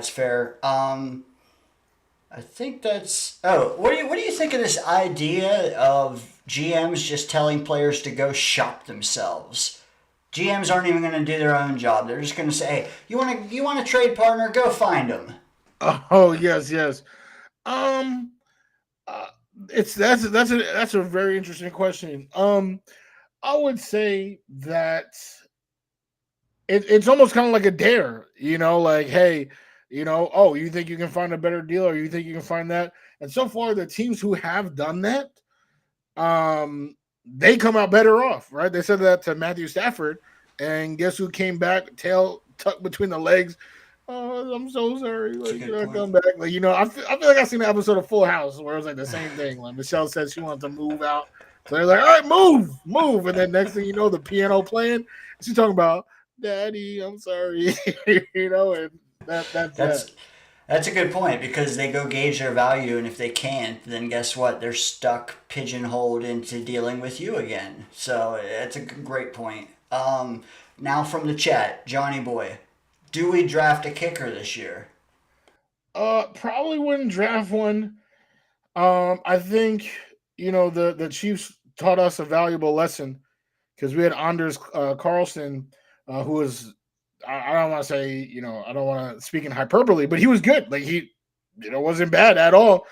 And then they stole him from the practice squad, and he was spectacular. I don't even think he missed a kick for them, and then went all the way to the Super Bowl.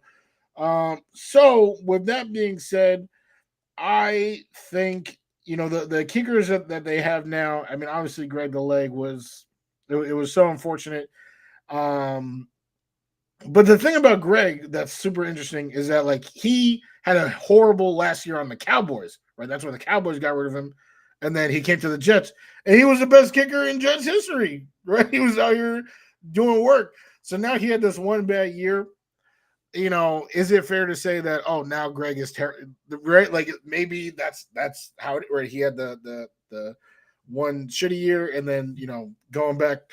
So I think I would trust their judgment on what to do. I definitely wouldn't draft one. I'm either going with one of the guys we have, which sounds terrible. I know that sounds horrible, or stealing from the practice squad. You just learned a valuable lesson, so use it to your advantage.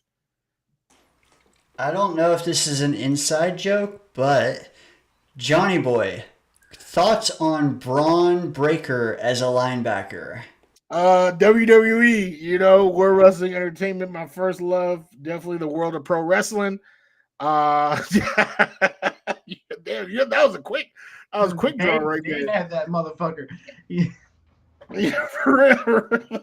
Hey, I got my bag. Dane's like, I got my motherfucking thing on me. Yeah. I got my dude. I'm dealing from my bag right now, man. It's ready. So Braun, I believe he actually was a linebacker in college. I know, Dane, Ray, you said that you used to watch, right? So that's actually the son of Rick Steiner, right? Nephew of Scott Steiner. WWE is weird, like they don't let people use their real name, so like they gave him this like fake name. So I was a WCW guy through and through, dude. Hollywood Hogan, NWA forever, man. Yeah. But I know Rick and Scott Steiner. Oh yeah. Yeah. So this is Rick's son. He's in the WWE now. He's having a great career. Super athletic. And yeah, to answer Johnny Boy's question, I like the room we have. I actually like the room we have. But if Jamie Sherwood walks, all right, Braun, come on down. Okay, I got one from Snow that Wudi approves of. I hear Braun because I hate LeBron James. I hear Braun and I just instantly tune it out. But I also grew up 90 minutes from Cleveland, from Akron, St. Vincent, St. Mary's, and I just got tired of the hype back in high school, man. But Snowball, I think we got your question already hit. Well, that was about drafting a kicker. But yeah, how do we replace? Yeah, practice squad. Look at just out here. I think there's a lot of talent in the league.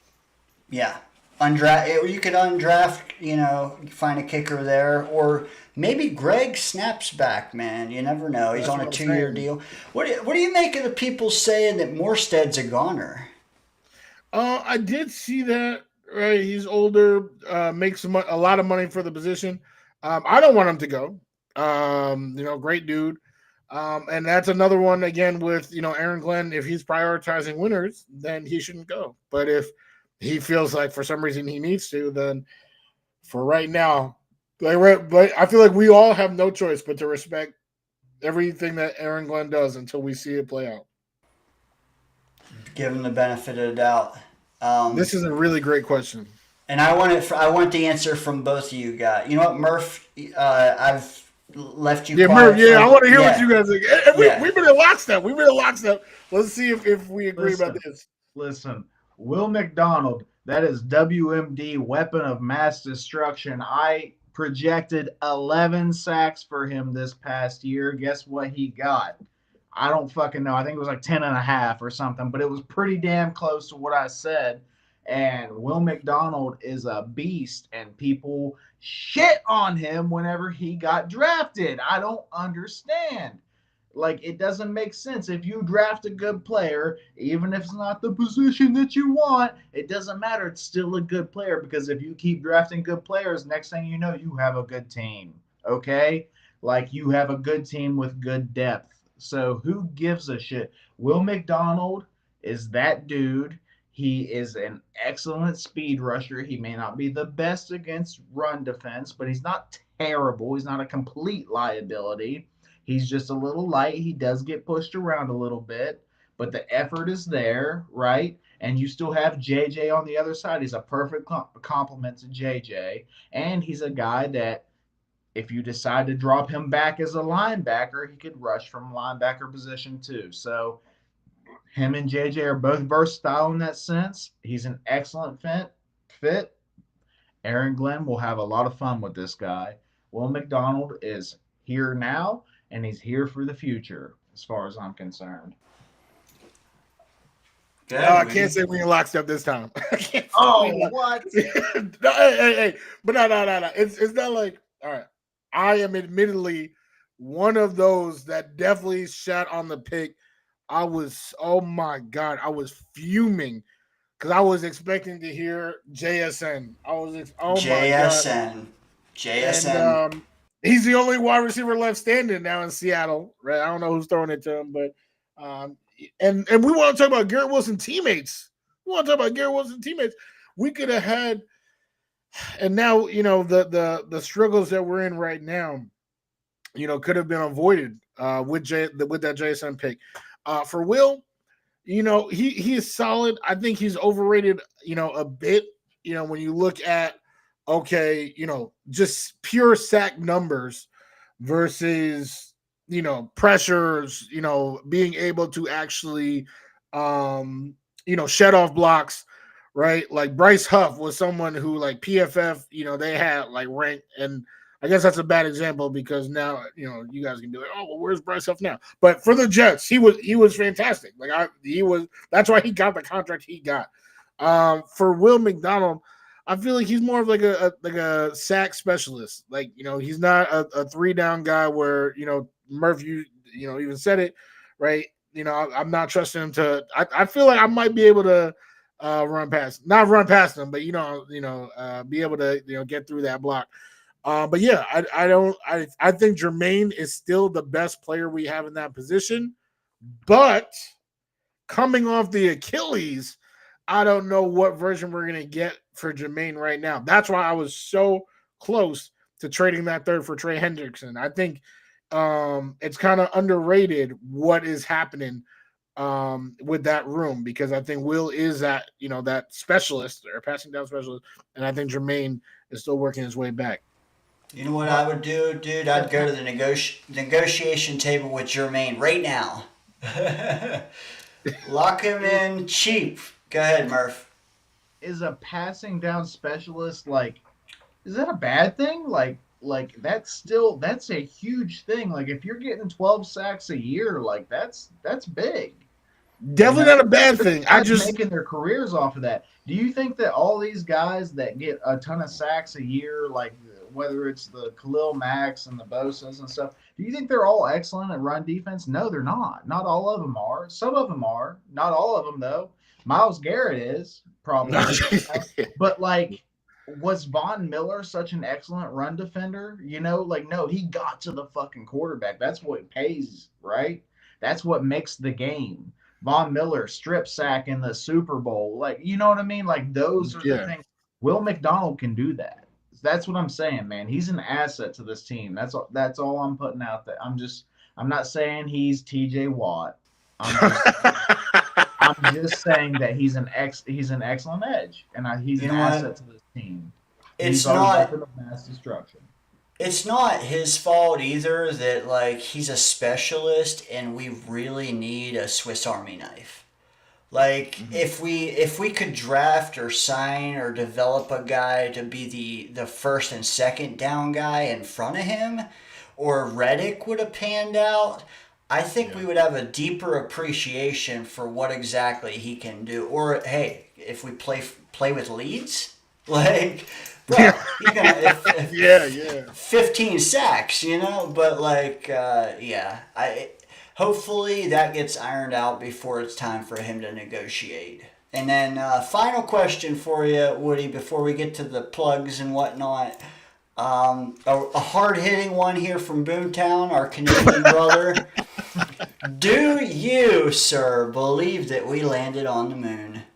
One small step for man, one giant step for mankind. Yes, holla at your boy. What are you talking about?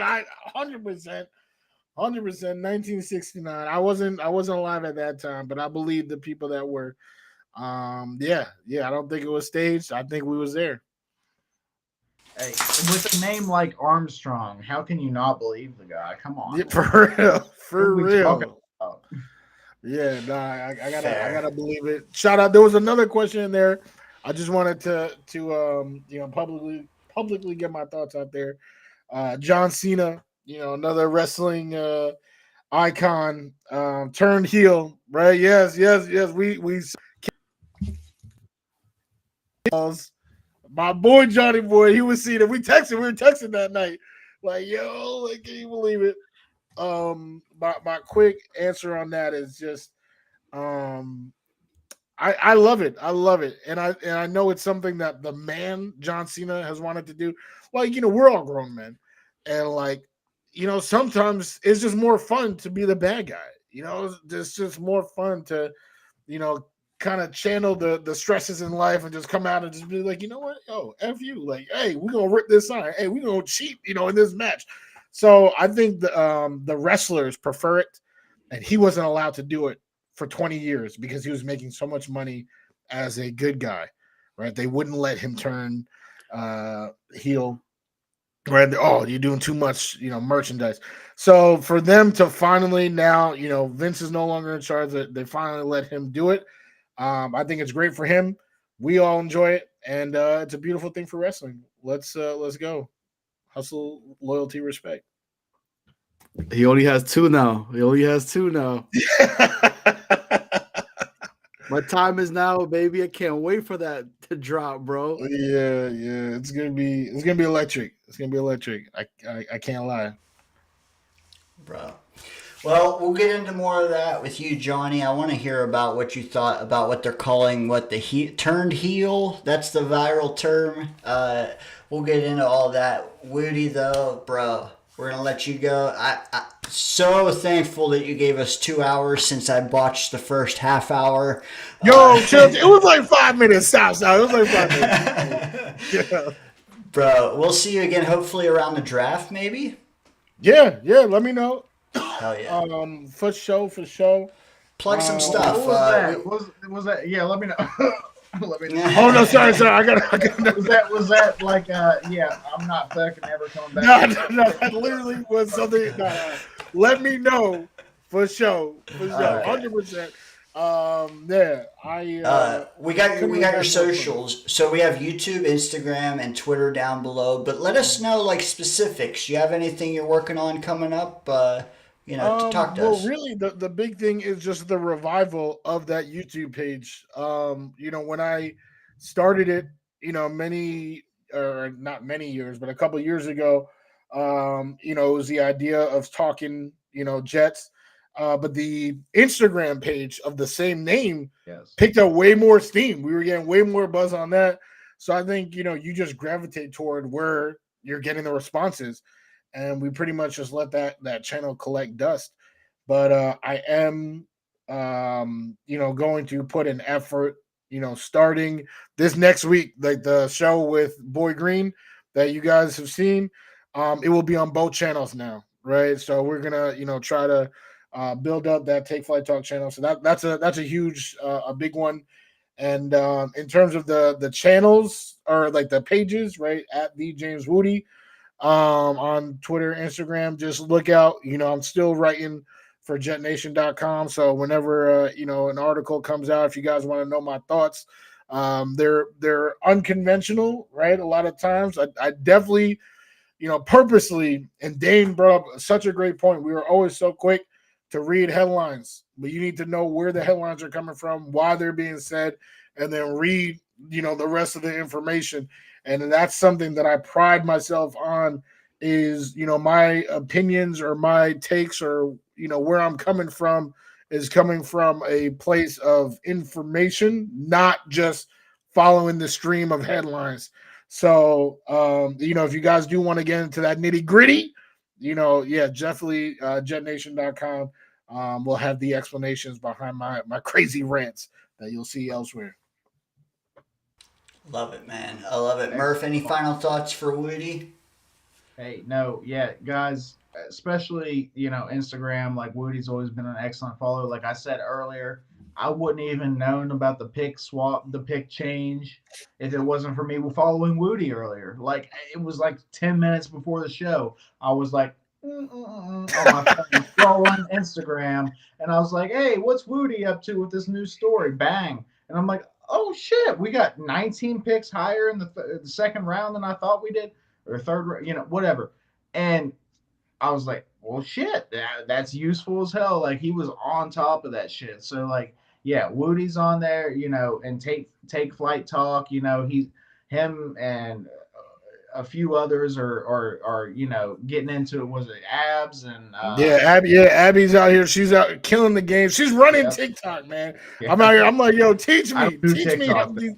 Yeah, Bro, like you said though, you I pick love a me some abs. I platform. don't do TikTok though. You pick a platform though. It's really hard to do all of them, man. So you got to find whichever one's working for you. You're great at the Instagram. I am invisible over there, man. So like, I'm a Twitter and YouTube man. But it's like, how do people find the time to do all of it? I don't know. But bro, We've kept you so long. We appreciate it, man. Hopefully your first trip in the Danger Zone was fun, and we get you on the flip side, man. Hopefully we know, are we taking Tet McMillan? Yo. Is Tet the Jet?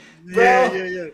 Yeah. I mean, if you're doing the one like that Friday or, we definitely got to figure that out on how to react, right? Yes. Yes. But yeah, definitely it is an honor. You guys have had big fishes, in the Danger Zone. And for you guys to invite me is an honor, something that I do not take lightly. So I am tremendously appreciative of being here. I knew what to do. So one final cheers to my guys right here. All right. Hey, We will definitely. Johnny Boy, my bad. Yo, yeah, buddy. Yes, sir. Yo, Woody, you still rocking with the pop off? The pop off. Yes. It did not happen today. Unfortunately, my co-hosts, they have very busy schedules. You know what I'm saying? So we had the mercy. One of them, Caleb Pinkett, right, just released Cobra Kai, right? So that Cobra Kai final episodes, which were fire, underrated. If you watch, or, the Karate Kid universe, but he's been doing stuff like that. So it's been tough. But yeah, when things die down, yeah, we'll be popping off again. Hey, Wudi. Rich, thank you. I appreciate you. God damn. I just want to mention, hey man, you're always welcome in the Danger Zone, man. We're definitely going to get you back on sometime soon. When you're popping off on take flight talk or whatever, you want somebody else to come on, Dane and I, hey, we're come on down. more than happy to come on and bullshit some Jets with you, man. Yep. It was an excellent show. We appreciate you coming on, man. Really, we do. Yeah. Absolutely. Hey, have a good night, Woody. Thank you. You too. Yes, Johnny sir. Boy, much love as well. Hey, we'll be talking Gomez, baby. Let's go. Yes, sir. Yes, sir. Later. Good guy. Johnny, you're with us, dude. I'm so glad you called in, brother, because now we can decompress about all the shit we talked about just now for literally 2 hours, guys. Smack that like button. Dude, Dane has to drain the main veins, so I will be back. All right. Hey, whatever topics you want to hit first, Murph, just buy me 3 minutes, brother. Johnny, thanks for calling, Johnny, brother. I can do that. Dude, your show. Talk about heavy hitters, man. Talk to us about that. Yeah, it was it was pretty awesome, man. Having Chaos and having Matt on the show today with with Snowball and everything. Awesome. We're kind of transitioning again, Jets Worldwide, because we love doing the game show. I mean, Murph, you've been on the show, you know how we do and stuff like that, but it's the off season, so we kind of wanted it to bring some actual real like Jets content into it. Last week we had Chef Kev, he was on there with the big fella. We were talking, and then this week, we were like, hey, let's bring on Matt, let's bring on Chaos and go there. And then next week we got some more stuff coming on there as well. So but let's talk about you guys, man. So you're on the Tet McMillan boat. Is that where you're at? The Tet train. Yeah, Tet the Jet, baby. Hey, right now, if we're sitting at 7, realistically, if we're sitting at 7, I out of the people that I see realistically being there, Tet seems to me to be the guy. I'm not horribly mad at Tyler Warren, although I would rather get a little something out of that. Like if Tyler's the only guy that you see that's there where you're like that, yeah, okay. Maybe trade down a few spots if you can. You know what I mean? But I'm on that Tet train, man. I think he's a perfect complement to Garrett. What do you think, Johnny? Yeah, agreed. I think next week it's going to determine what we're going to do essentially in the draft coming out. The big news that came out today is that from 92 to 72, I think it was, or something like that. That's crazy to me. That's almost 20 picks, man. That's a huge difference. We can go literally anywhere now, and I don't know, man. I think that again. Now I'm like, oh man. So let's change. Let's switch gears again. What can we do? If you ask me in another hour, I'll tell you I want to do this or I want to do that. I'm just so everywhere right now because I don't know what Aaron Glenn, Muji, and them are gonna do. Yeah, honestly, I mean, Dom has been a big preacher on Twitter. Like the sweet spot is rounds 2, 3, and 4. Right in the heart of that, man. We just came up. 20 spots is huge. Huge. It is. It really, and it's a shame it was misreported months ago. But regardless, what it changes for me is I was all pressed about sliding back at 7. Because I didn't want to wait 50 picks from 42 to 92. I thought that was far too far to like, everyone will be gone in those 50 picks. Now it being like 30 picks, that's a little different. Now I feel like you can draft normally because you have the same amount of picks, the same spaced apart as everybody else. Now I feel like you can draft a Tet. I don't know. I won't know until number 7 is on the clock if Tet is the guy, because Mason Graham is there, and I don't know their plan for using the guys. I don't know if Quinnen is a lifelong Jet to them. I don't know if Garrett is. I don't know if they view Tet as a premium wide receiver 2, low end wide receiver 1. I don't know any of that. But what I will say is Abdul Carter, Travis Hunter are the top, man. If you can, if either one of those slide, like, I don't want to take a quarterback until at least, well, now I was going to say pick 92, but now it's probably going to be past 100 because I'm not going to take one at 72. That's way too good of a pick to waste on a quarterback when I want to take another one in 2026. What if one falls to 7 though? What if one of the two? I'm trading back. If the report of Sanders is falling there and all that, I'm calling New Orleans and I'm like, hey man, I know Derek Carr might not be there. Hey, Sanders is there. I'm calling Jerry Jones, even though the whole Dak Prescott stuff or whatever. Hey man, you could be the savior again of Dallas, and you're bringing Sanders back home. You're gonna sell a crap load of tickets. What's your thought on that? Or Genty is there for them. Hey man, Genty's here. Hey, let's talk about it. Or Seattle, and Seattle walks through that now with the whole situation with Geno being gone and everything. They're gonna need a guy because Sam Howell, I believe, is their backup right now.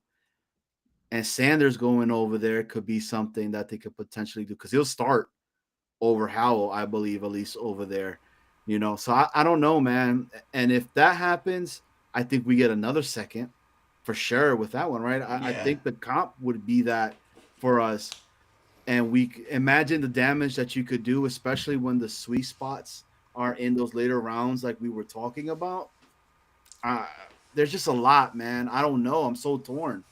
I mean, the people we've talked to the last few weeks, Chaos, Dom, like, they would have Cam Ward and Shador not even in their top 5 quarterbacks last year, so I'm not going to bite that, Murph.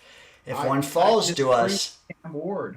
I disagree with Cam Ward. I think I would have him in top 3 of last year's draft. Would you take him at 7? Yes. Josh Allen, 7th overall. Patrick Mahomes, 10th overall. Lamar Jackson, 32nd overall. Just because they're not the top 3 doesn't mean they're not going to be a top quarterback. Like, I'm just saying. Cam Ward at 7, he drops to 7. If he drops, I'm taking. That's a combo to I could say, because I think for what I keep hearing, right, it's Cam Ward and then everybody else, and that's really what it's been like, right? So, but Daniel, man, I'm on the same boat with you, bro. I pick a quarterback every single year and just keep on going until we finally hit on something, because why not? Bro, I'm nervous because, like, even in 2026, when it's time to take a quarterback, I'm going to be nervous because look what picking Zach Wilson did to a whole ass regime that we loved. We loved that regime when they took Zach Wilson, and it killed it. It was a slow, methodical, but it killed it. They were never going to be able to take another one in the top 10. Like, so for Muji and Aaron Glenn, who just fucking got here, man, they haven't even had a whole, like, I want this regime to start on Christmas and go watch some of these guys play. I want them to spend all year building their profiles. You're saying they just got here in January and they're going to pick 3 months later to a quarterback. They're going to marry him. That they're going to have their whole regime. Just take a beat, man. Take the best Swiss Army knife you can take and then spend all fucking year picking the right guy next year. Can I just say 2 words? Washington Commanders. Jaden Daniels. Hey, Dan yeah, Quinn, well, brand new coach, brand new GM, Jaden Daniels. you Nailed think it. Cam Ward is that guy? Could be. Could be. What are But the I mean, odds?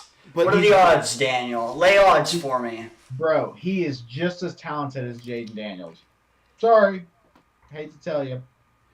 He may not be quite as mobile as Jaden. Jaden's quick. I'll give him that. But he's pretty mobile himself, and I'd say he's got a bigger arm and can make every throw on the field. Why not? I say this to you guys, and I've been on record saying it multiple times.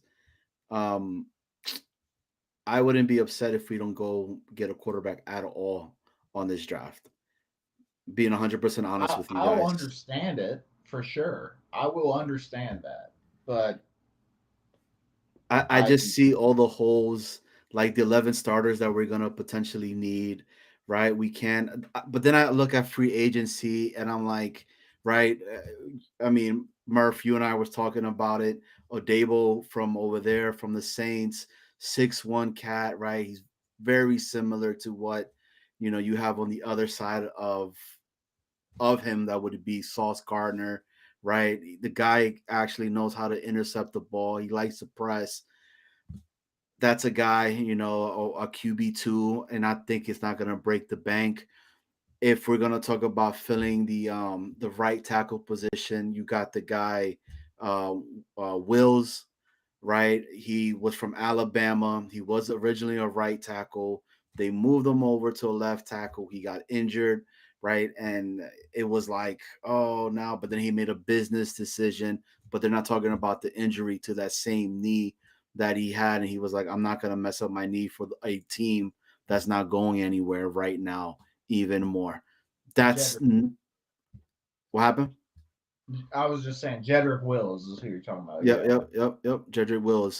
So he's a guy that's out there. Sean said it a little bit earlier, right?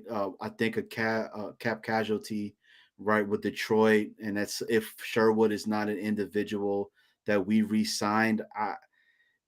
Alex and Anzalone, right? He's a guy that might be falling there. That could potentially be a plug and play guy for us to implement that. You got guys that are married to Wilkes in the past. You got Greenlaw that's coming, right? He's there. He's a free agent. Greenlaw's a potential with Wilkes. You got Ufanga, right? The safety out of San Fran. He was a monster when he was with Wilkes as well. There's just there's a lot of stuff that's out there. Dwami Brown, the wide receiver from the Commanders, he made some noise over there during the playoffs as well. I like him. He won't cost a lot himself.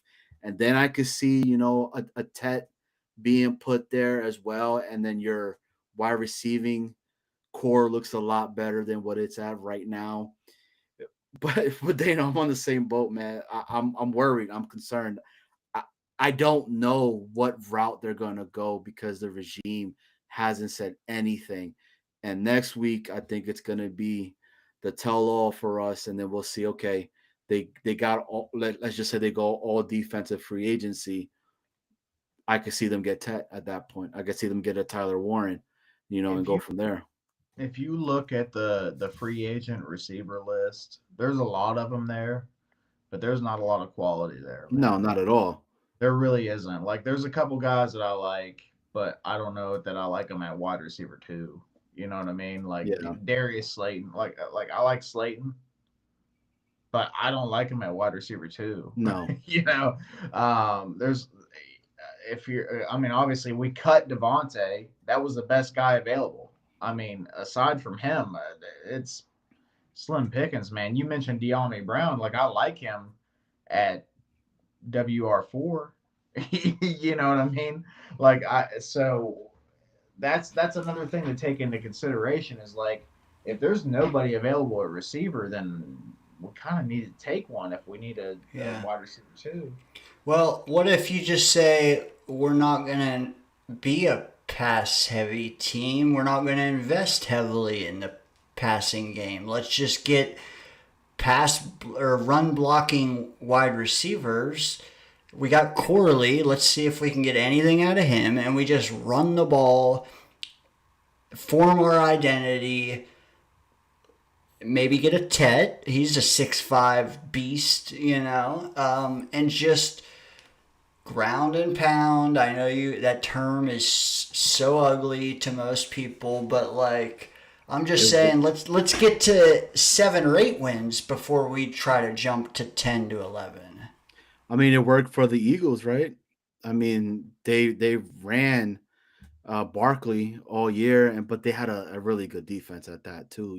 So I don't know the word ground They and also pound for had 2 me. stud receivers as well. I mean, you're right. But that's what I'm saying. Like a Dwami, the Brown kid that I'm talking about, like he would be the wide receiver 3, and that's when I could see us getting the tech guy to come as a wide receiver 2, right? And that core, I think, right, is more appealing where you have your Corley at 4 that could be that gadgety type of individual that I still believe in. I just think he was not utilized. They didn't use any of our guys. No. If we're going to be 100% honest No, with it. he's a blank slate.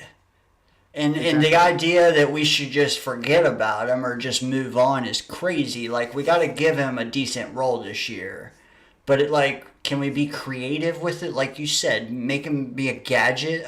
What did they say? A sawed-off Debo. Yep. Is what they called him when we drafted him. And we saw none of that, man. Like, none of it. There's the yo.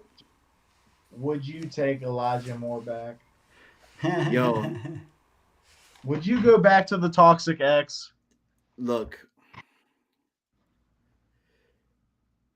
This is a tough one, right? Because I feel like Elijah Moore wouldn't cost a lot, right? And the talent's there. Do some people deserve a second chance and maybe they've learned from going to a really dumpster fire of a other team that's there and then being really in the organization with the Jets? Maybe sometimes it takes that, right? You don't appreciate what you have until it's gone type of thing. Hell no, I don't want Elijah Moore back, man. This dude could kick rocks, man. You're bugging. Yeah, I would take somebody else. De'Ami Brown is fine. Yeah, I would take it because is he really that much worse than Elijah Moore? Probably not. I don't think so. No. I'd take Mike Williams back before Elijah Moore. There you go. I don't think he was even given much of a chance, honestly. I think he dropped like 1 ball and everybody was like, fuck him, dude. Like, no, like, come on. Like, you gotta give him more of a chance than that. And there's some other guys too that are in this receiving class that are not really being talked about. Like I like the kid out of Illinois. Shout out to ISU who put me onto him. Pat Bryant. He's a 6'3" cat, 205 or 210, if I'm not mistaken. Great contestant ball catcher. Like the guy, right? That's what he is. And he gets really good separation. But he went to Illinois, right, where they're really not known for throwing the ball like that. It's more of that. So what does that mean? The Duke could block too as a wide receiver. So that's another guy that's out there that's not really being talked about. If we want to go ahead and replace Gibson, the kid Restrepo out of Miami, man.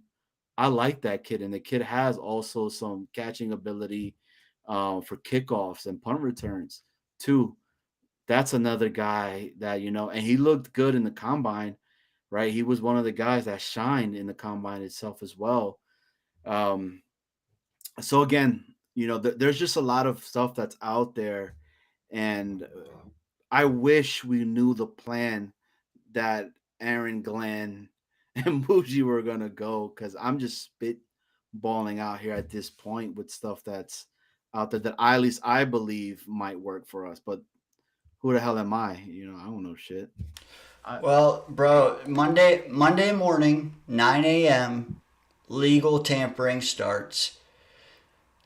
Is Muji fast on the horn? Is he... Where are you guys at with, like, how soon should Jet fans be checking their Twitters on Monday morning? 9:02. And I think honestly, guys, and I'm gonna say it here. I haven't said it anywhere else, so it's a Danger Zone exclusive, right? I think we're gonna make a splash in safety. I really, really think we're gonna make a splash in safety. I think safety is gonna be the one that they're gonna spend some money at, and we need it. And we really do need it.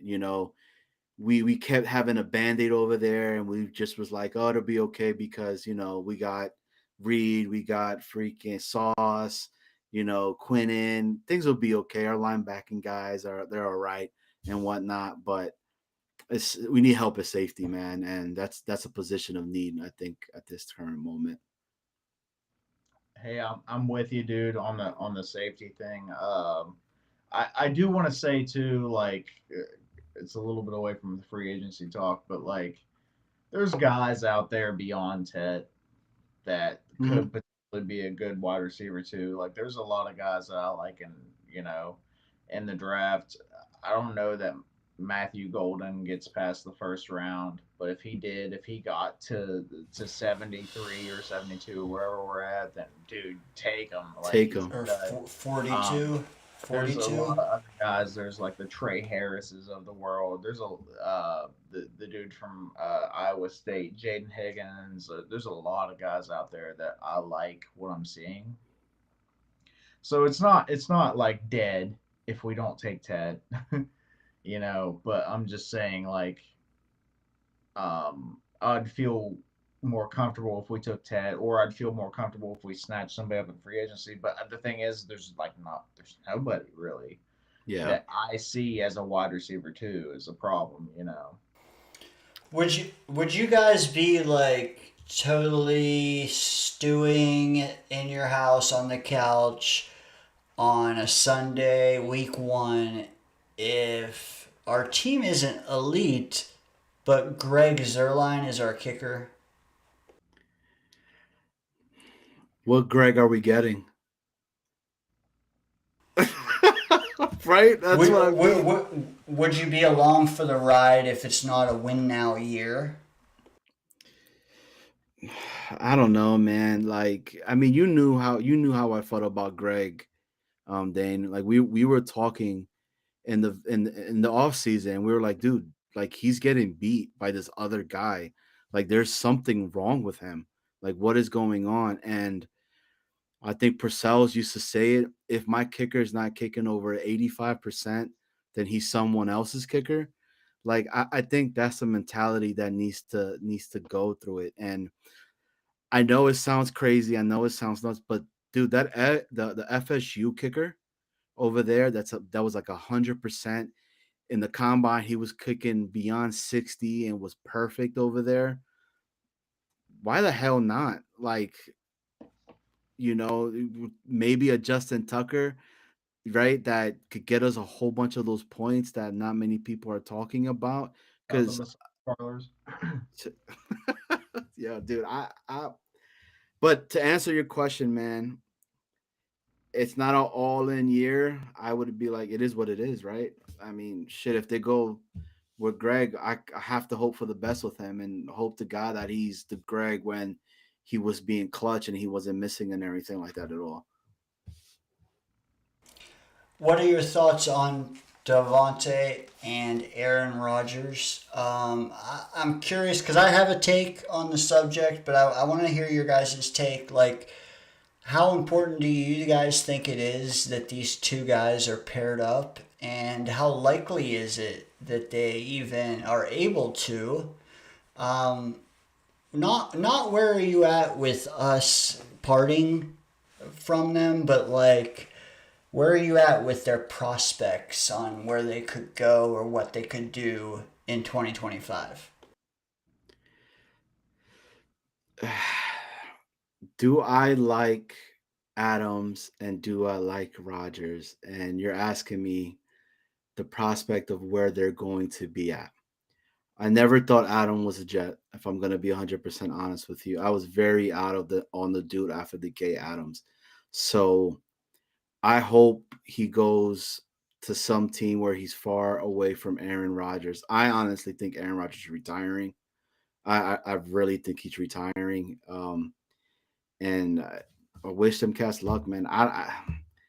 They're out, man. I'm just glad that it's done. It's this early that we got rid of them, and it is what it is. If I'm being honest with you, bro, like Aaron Rodgers, bro, he was a personality and had a strong character. So I don't know, man. This is tough.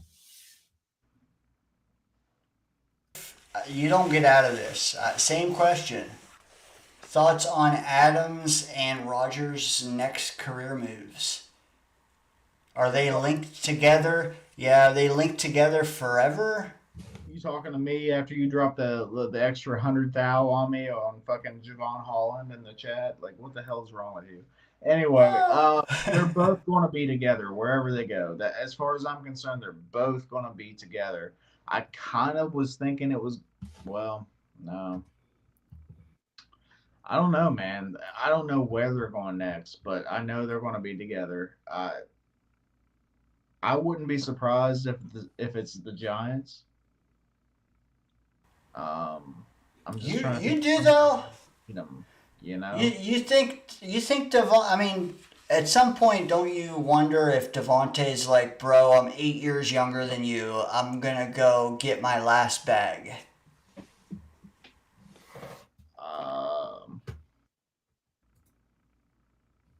No, I think they want to be together. I do.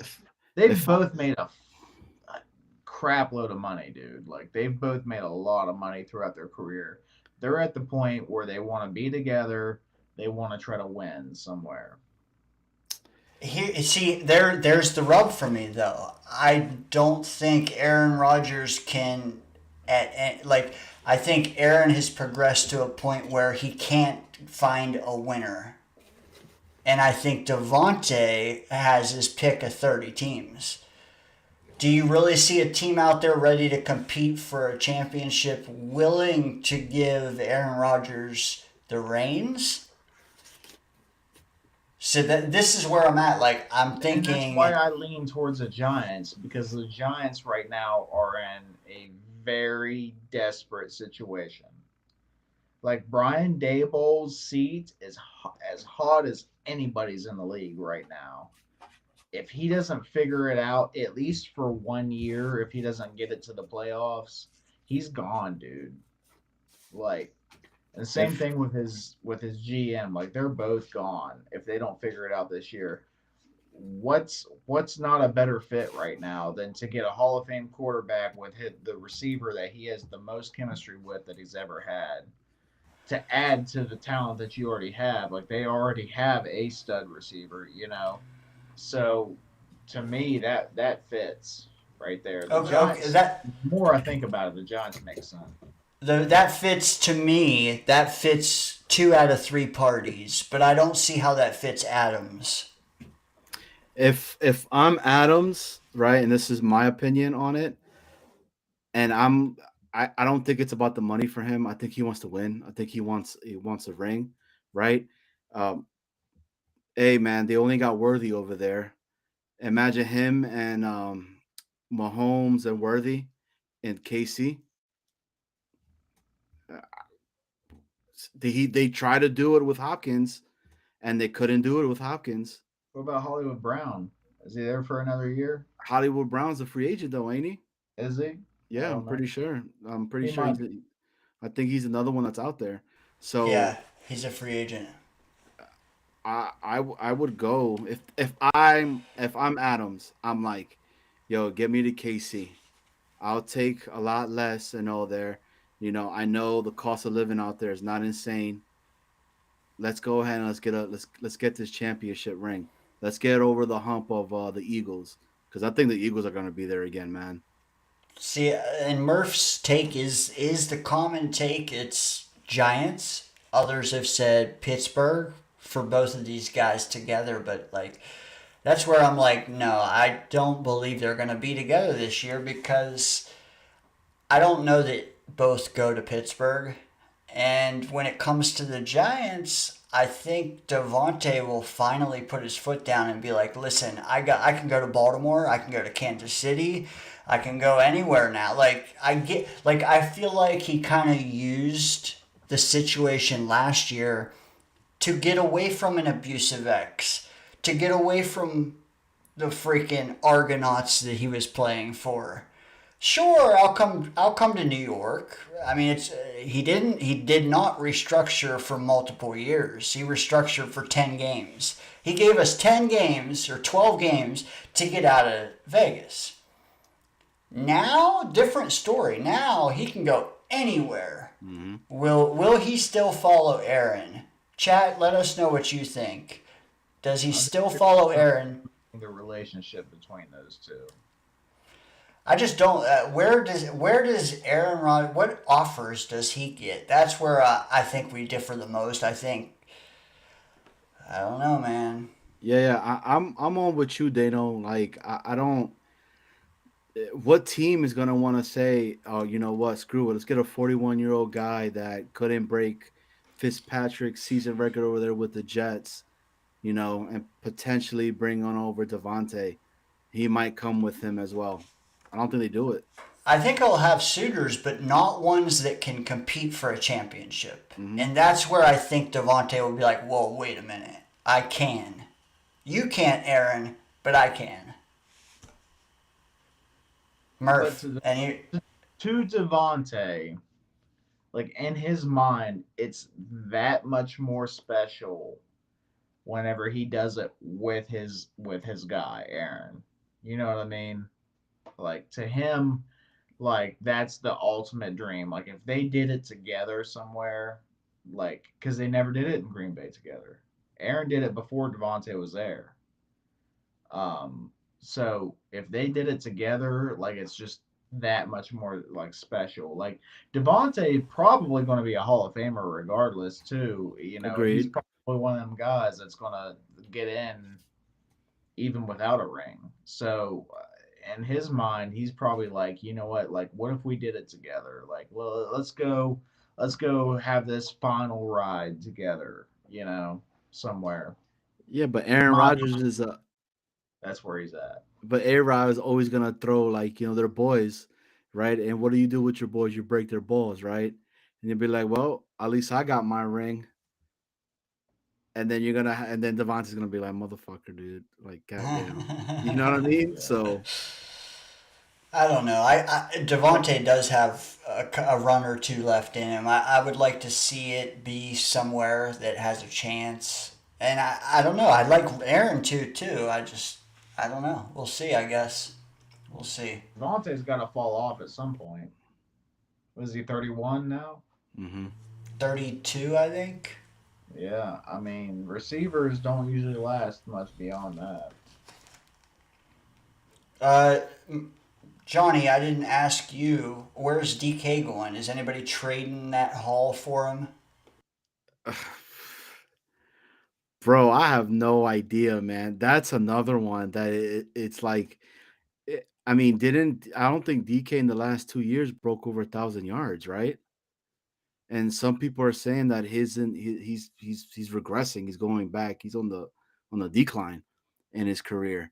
I mean, I don't know, man. That's a lot. I think they would have to give up for DK. I love DK, man. I've always been a DK fan. That dude's a beast, man. But dude, I have no idea. That's another one that's like it's up there. Look, Seattle, they effed up a lot of stuff this offseason right now with the two.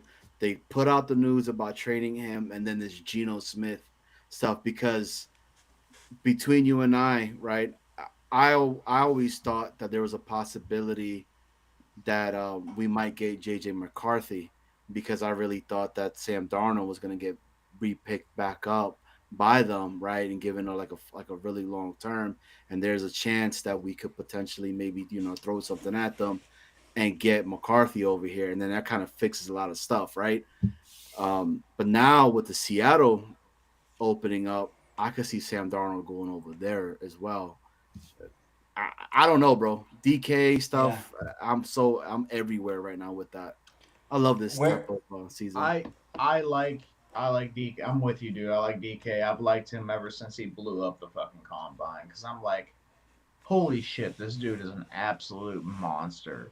He ran a 4.33 40-yard dash and then put up 27 reps on the bench.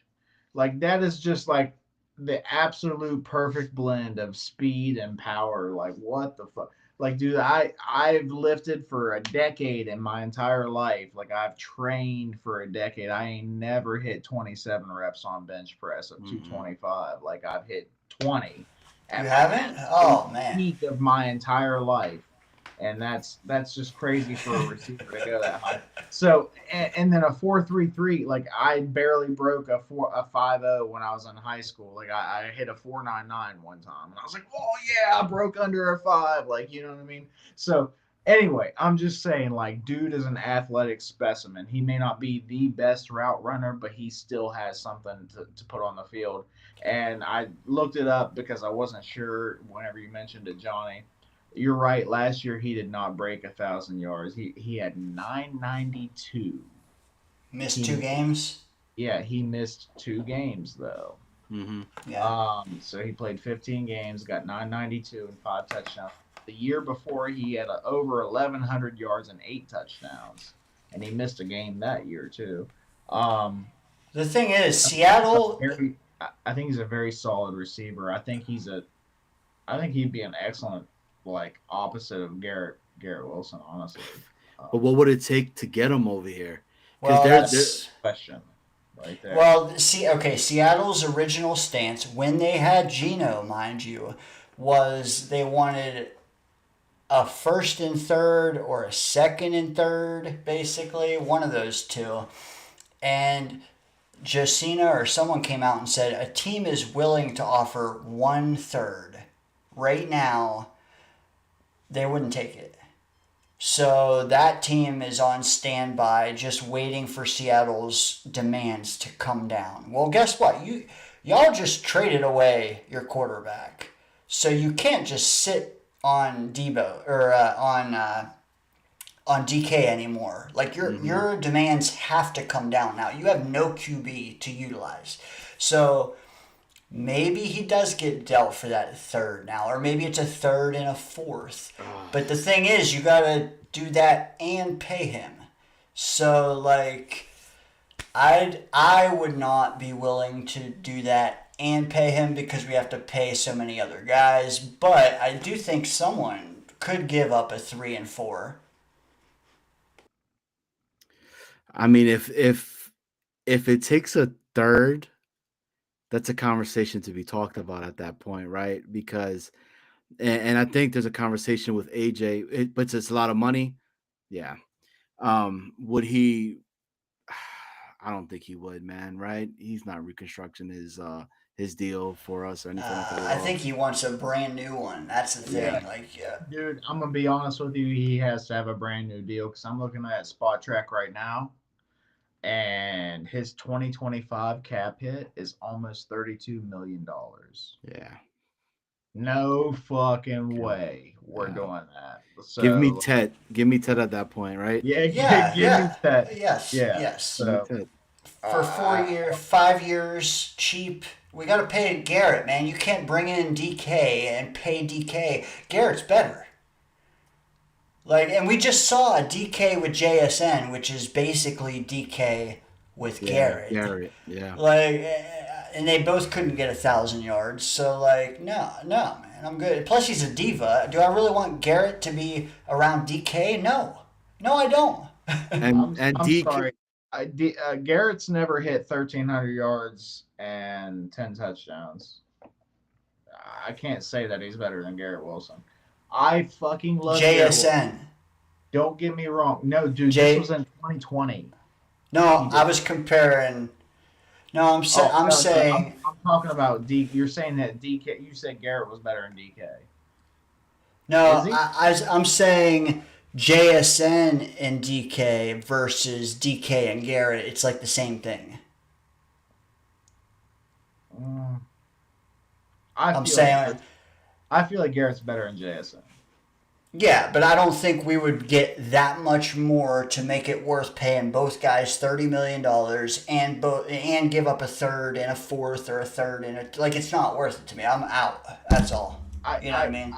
No, hey, I get what you're saying. I was just arguing the point whenever you stated that Garrett it was better than DK. Like I would love that for that to be true, but statistically, I can't say that that is true. No, What I if must have misspoke. Sorry. what if DK what if DK goes to the Eagles to go back with AJ Brown? Wouldn't that be funny? Those Ole Miss guys getting together, and Oh. they can sign Elijah Moore too while they're at it. They've always talked about that, right? I mean, it was DK and AJ Brown in the ears of Elijah Moore forever and a day during the old stuff with us. Oof. There's a lot of people that are marrying Vrabel with DK. Does that scare you at all being in their division? Like they have so much money. No. It does make sense. Like New England needs receivers, but like yeah, if he goes there, are you worried? No. After what Sauce did to him. Sauce put him in the cradle, dude. He said, Yeah. "I'll give you a bottle in a couple hours. You just shut the fuck up." That's what Sauce did. Yeah, I mean, you ain't lying, man. So I did want to ask you guys, and you guys probably touched on it a little bit, but are you guys completely married to Sherwood? Or you guys would be okay if he's gone?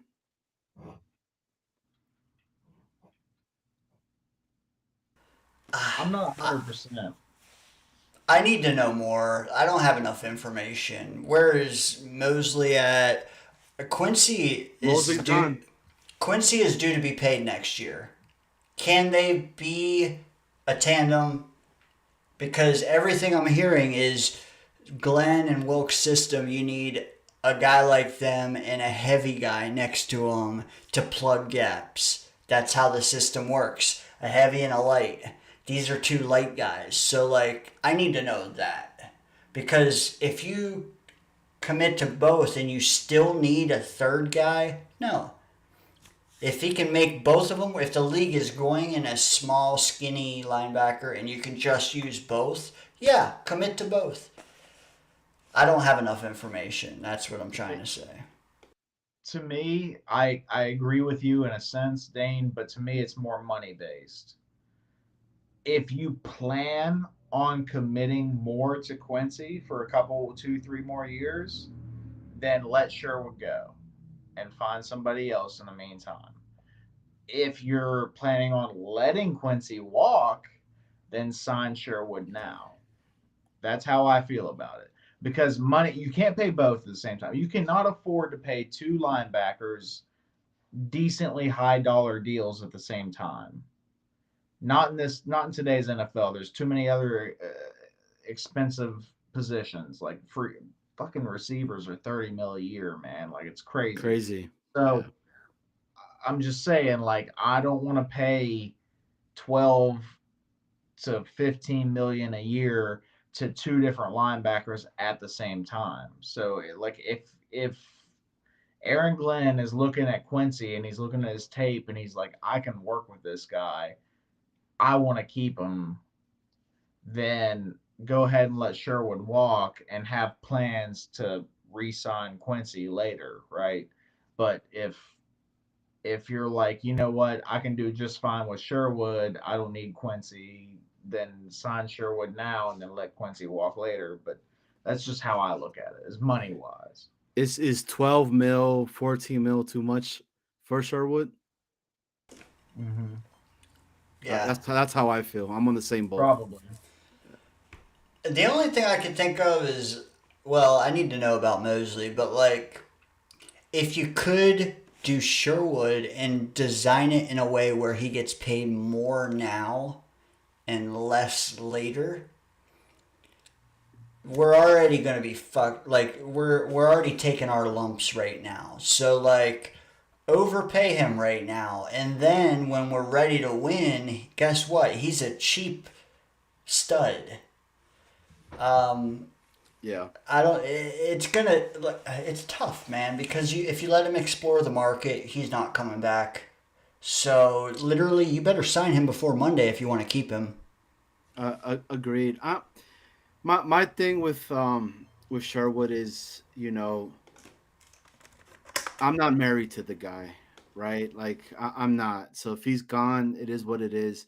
There's linebackers that are coming in the draft. Do that. Um, I think Mosley.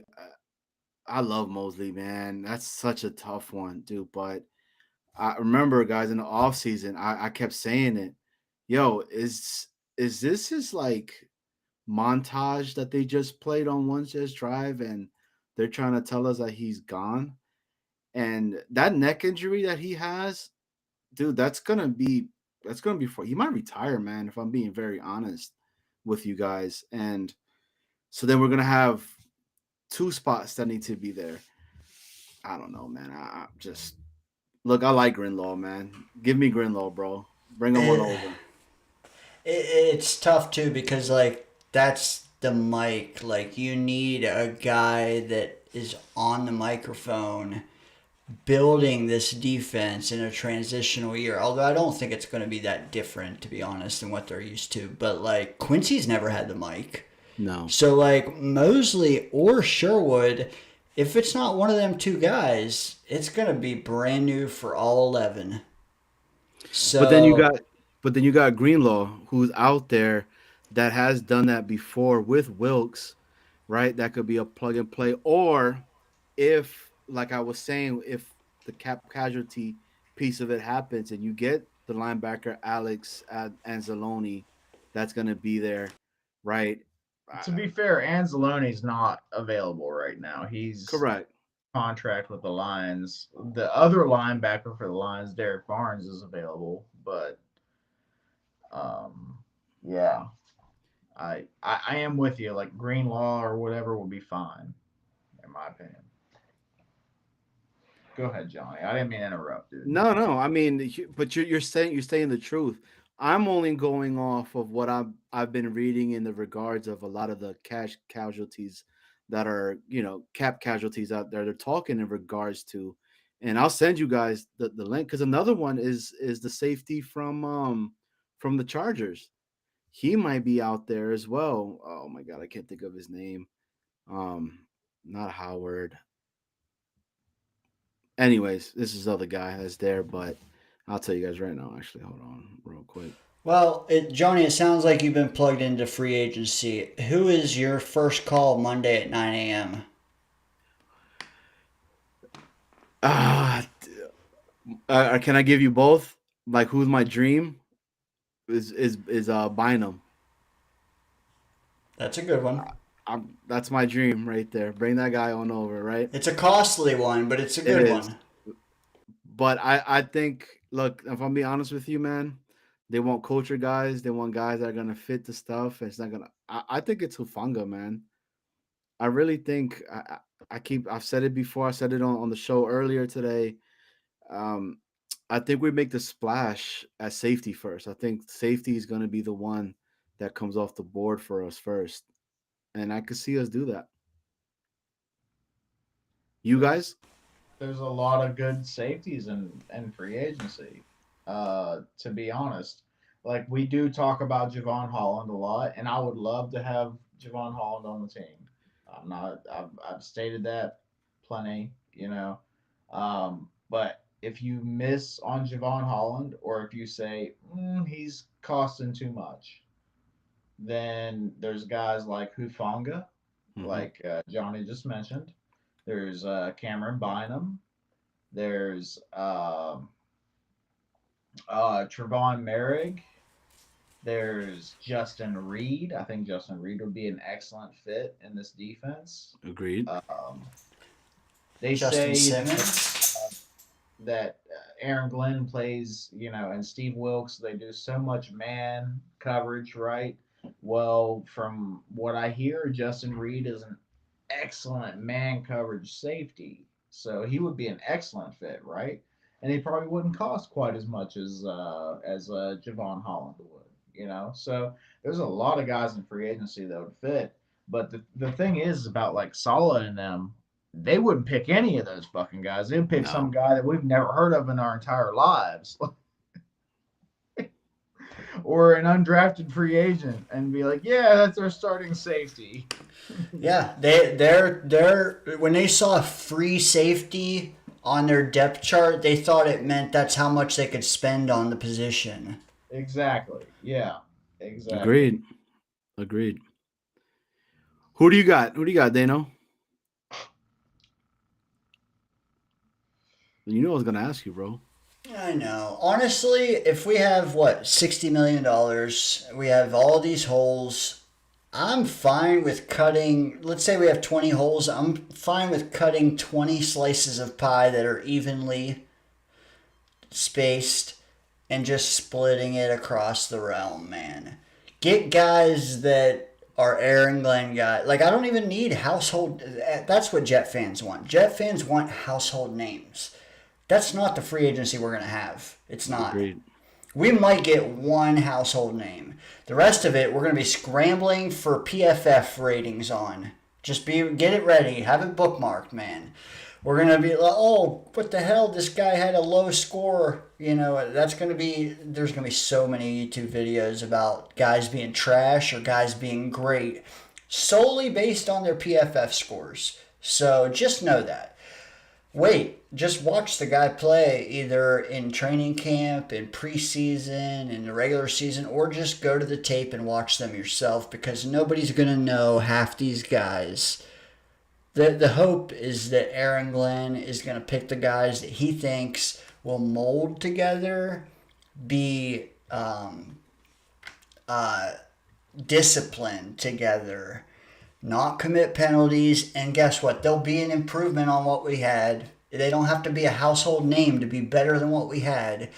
They just have to play football the proper way. So it's not I copped out. I didn't, I'm not picking up the phone and grabbing a specific guy. You know what? Last year I really kind of wanted a free safety in Justin Simmons, and he's available again. I kind of do like the idea of a ball hawk, but we'll see, man. The point is, Tutu Atwell, $10 million today to do nothing on the Rams. I would rather take $10 million and spend it on one of the best safeties in the whole crop than do something like that. Agreed.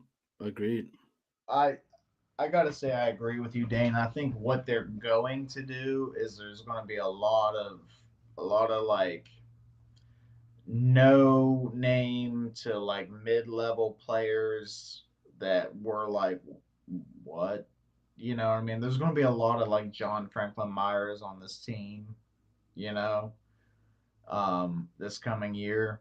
But I do think maybe they might make one splash. And if they do, I think it probably will be at safety. But that is not my first call. If you're asking my first call, it's going to be a guy that was already on the team, and it's Morgan Moses, baby. You want him back? I want him back.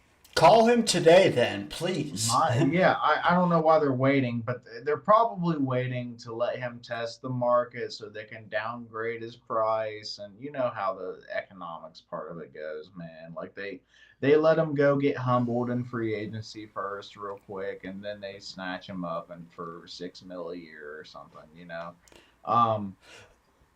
But to me, that is my priority guy. Okay, let me list some names, and just all you can say is yes or no. Would you re-sign the guy before Monday? Starting off with Tony Adams. Tony Adams. New number, who this? Daniel? No. I would. Okay. Too much depth in free agency. It doesn't mean he has to start.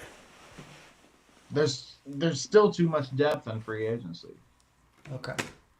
Ashton Davis. New number, who this? Hell no. I think you'll change your mind on this one. Brandon Eccles. C. Yeah. Okay. It doesn't pertain to free agency, but Alan Lazard. Hell no. Is that guy even still a Jet right now? Hey, he is. Does Tutu Atwell's deal make you waver at all on keeping him? No, get him out. The New York Green Bay experiment is done. I would Fair. pay a couple mil to get rid of him. Okay. But you know how I Okay. stand on that. I Okay. can't stand Lazard. Javon Kinlaw. Deuces. All right. Hold on. I got a list here. One sec. Yo, if you guys were to ask a lot of other Jet fans who was the person that was next to Quinnen, they would have no idea, and it was Kinlaw. Facts. Chuck Clark. And I love Clark, man, but Again, like if you give him vet minimum, he can be your safety 4. At vet minimum, yeah, I would take. I would definitely Okay. consider him. Vet minimum, yes, but anything more than that, I'm not sure. Solomon Thomas. that's he has a place in my heart, man. But I'm gonna have to go with no, man. Bye, Thomas. I'm gonna say no just because of the coaching staff change. If it was still Sala, I would say yes, right? Because he knows them, he knows how to work with them, all that. Coaching staff change, they may not know how to work with them. It's a whole different scheme, so no. Jalen Mills. Yes. Yes. Staying in the secondary, you know who else I like, man? That I think we have under contract, but Bernard Converse. I think he was good in the preseason. Yeah. What happened to him? Like we didn't use him at all. Good point. We did not, man. It's crazy. It's nuts. Isaiah Oliver. Yes. Daniel.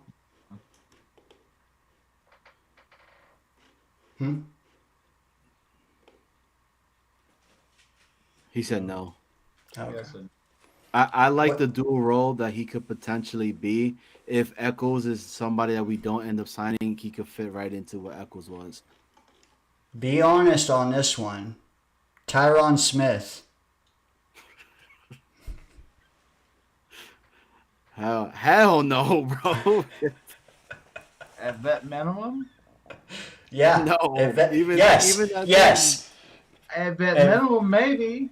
I might take him at Oh vet. man, God, get out of here, bro. I'll pay him vet minimum to leave. Yeah, for real. Listen, Kenny, he was bad, but was he like fucking Connor McDermott bad, or was he like? He was worse. we might have to roll the tape. We might have to roll the tape, man. It was bad.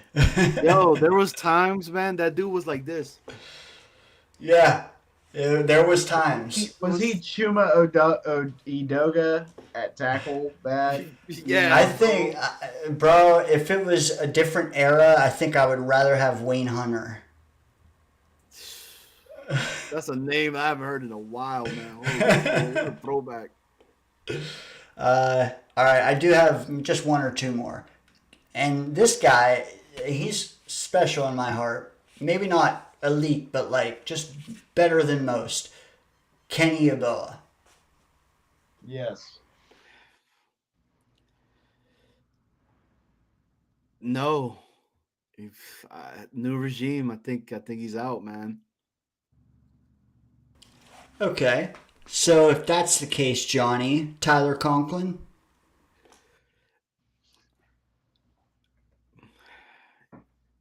Yes. I like Conk, man. I think our tight ends were underutilized big time.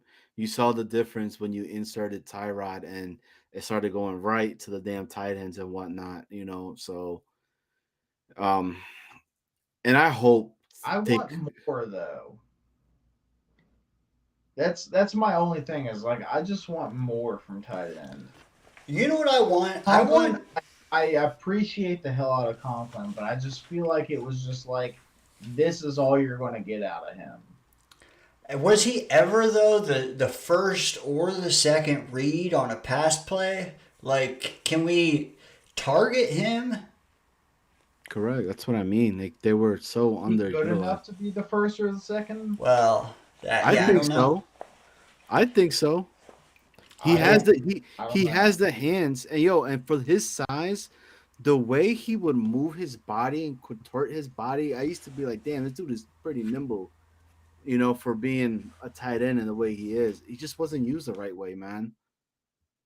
Based on what else is out there in free agency, I would say yes. I mean, other than him, you're looking at like Evan Ingram, which Evan Ingram's an excellent pass threat, but like, can he block at all? It has a lot to do. So well, what are you paying him? Yeah, there's a lot of factors that go into that. We got the answer. Best play it safe, but Murph, Dana, we got the answer. Tight end. You guys just don't want to say his name. Tyler Warren. ODU's finest, baby. Coots, baby. 6'8", monster. It's not used. No. Bro, I'll never forgive him for taking a roster spot while we cut Siebert. Fucking Siebert, man. God for damn. Let's see. I think that's about it. Would you rather give him a roster spot or Xavier Gibson a roster spot? Yo, look, I'm one of the guys that cannot stand Gibson, bro. I'm the worst one to ask that. I would cut Gibson as of like every single time that dude was out there. I was like crossing everything in my body. Look at that. See? Long neck, no care, baby. Look at that. Yeah, no wonder he's 6'8". Look how long his neck is. Hey, motherfucker's a giraffe.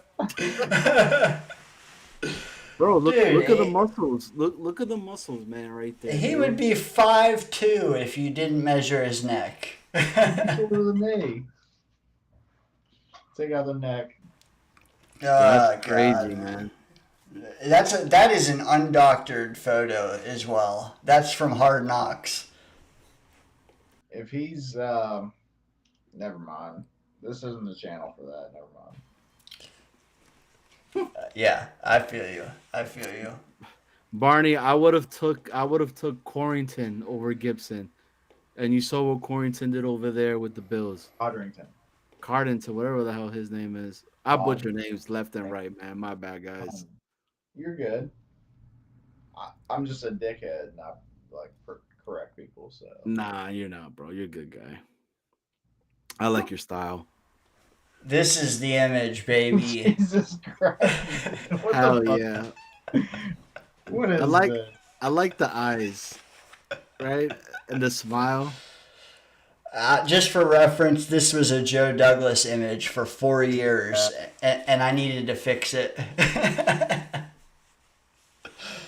Oh, shit, guys. I think the look on Muji's face, though, like, he's like, yeah, fuck yeah. Like, this is happening right now. Hey, can we talk about the two little pins on the side, though? The DZ and then the Jets one on the other side? Oh, yeah. Right those are dope. Where are we at? Oh, yeah. The detail, man. Yeah. Yeah. Oh, yeah. Dane, did you? Muji is... Bro. Yeah, Muji's the man. He knows the deal. He knows the deal. I didn't even notice that, Joey. Let me ask you a question. We're heading out, guys. We are winding down, but I want to ask one final question. Like, I do feel like on draft night, Joe was excellent at like the deals he made. I felt like were of value. They lined up with the trade chart. They were I mean, he slid back a little more than I liked, but like I still feel like he never got fleeced on a draft day trade. We have a brand new GM. Like heading into the draft, are you like a little scared? Like is Muji ready for this kind of thing? We have one of the best picks we've had in years. Maybe we'll have again in years. So like what if this is the highest pick we have all decade? Is Muji like are you scared of Muji being the one to make it? No. Um, if you're talking trades, it's a different story. But like as far as Muji with picks, I'm actually pretty confident in the guy because his whole entire background is scouting, dude. Drafting, scouting, drafting. Like I'm pretty confident that he's going to do well in the draft. If you're talking about trading, we have no idea. We know that Joe Douglas was excellent in that industry. Like when it came to trades, he was good unless Woody was putting pressure on him to get Devontae Adams or whatever it may have been at the time. Joe Douglas was excellent in trades. He was a super patient, like overly patient person, like to the point to where Jets fans were screaming, like, get it done. You know what I mean? That we all did that, right? But Muji may not be the same. He might be more aggressive and he might give up more in a trade. But if he hits on the pick, who the fuck cares? Exactly. As far as I'm concerned. Murph, I'm gonna say boat, man. I'm not. I believe in the regime, and I'm going to stick by that. I think they know what they're talking about, and the dude looks confident up there, man. So I'm gonna roll with that. Look, man, I go back to when we had the when Dane had the draft day, and it was like every round, man, and we were going nuts, bro. I remember Scott flipping out. I remember Dano pissed off when Isaiah Garendo was there, and Yep. Fourth round, man. We passed on him and he had a hell of a rookie year. Bro, Barney's right, man. The draft is more than scouting. It's about making deals. Joe was good at making deals. Like maybe not in free agency. Good, good. Hold on now. I don't give a fuck about any deals. If you hit every fucking pick, who gives a shit? You don't need to trade if you hit on your picks. I don't care. I don't care about no deals. I just want good players on the team. If you're good enough at scouting and you're good enough at evaluating talent and you hit on every pick that comes around, who cares? I tell you guys, I could Ooh, tell you that's guys, a short right there. I like it. I could tell you guys this right now, right? He'll get a W if he does not have Woody inside inside the draft room going about, hey, do you know who we have as a quarterback? Bleh, Aaron bleh. Rodgers. Yeah. Lock his ass out of the room, like Hall of Famer. deadbolt that bitch. Hey, I'm gonna give you to your coach, Sala. It was so cringe, man. It was so bad. If we don't get Cam Ward, fire them all. Thoughts? That's extreme. That's crazy. Hey, that's Matthew. Matthew Smith every week is talking about that. I remember Chaos addressing it. But hey, that's his guy. If he believes in Cam Ward twice as much as Daniel does, which is 10 times more than I do, then I get it. If Cam Ward is at 7, that's a conversation to be talked about. Yo, that would be insane if that was to happen. Can you imagine we're there and we're like, yo, Cam Ward's at 7. Like, is this really about to happen? Yeah. So I'm just like, here's my thing. If Cam Ward is at 7, I don't think there is a discussion, Johnny. Agreed. You're right. Because I think there is one thing that all three of us probably agree on this panel. If we draft a quarterback, I think every single one of us want him to sit for a year. right? Agreed. 100%. 100%. Yes. So, And I don't count Jordan Travis last year. now That doesn't count. Jordan Travis can be sent to the fucking pits of hell. Whatever, dude.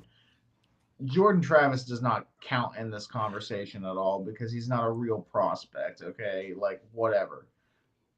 I'm talking like a real deal guy. Cam Ward, if he's available at 7, you take him, you let him sit for a year. I'm just saying. So we all want a quarterback to sit for a year. If he drops to 7, why not take him?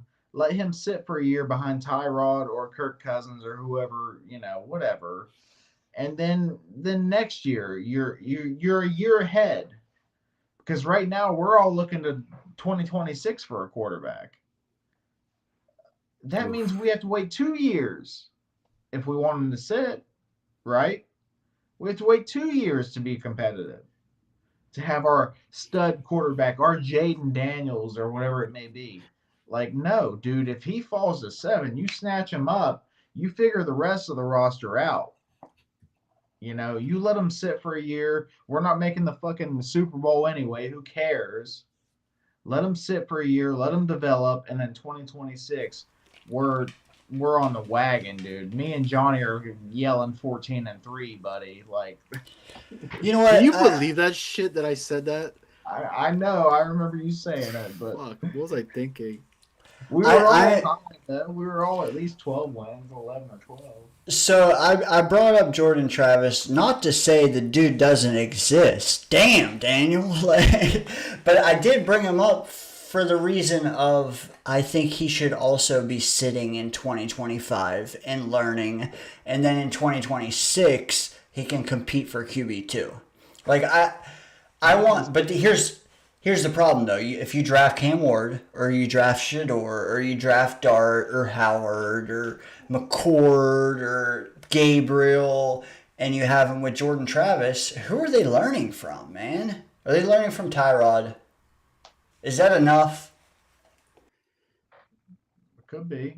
He's an experienced veteran. Or do you have Tyrod, another vet, a rookie, or like the other guys are inactive, so who the hell cares?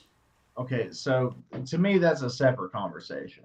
Like there's the drafted quarterback right now, like potentially Cam Ward at 7 if he fell, which unlikely. There's that conversation, and then after that happens, then you decide like, oh, maybe maybe we don't trust Tyrod. Maybe we should bring Kirk Cousins in. I'm not sure how I feel about it yet.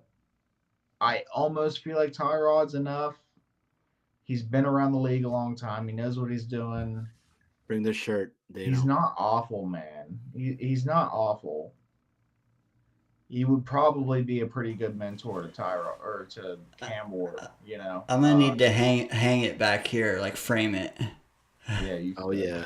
Look, I wanted to ask you guys this real quick, and it kind of touches on Murph was saying, right?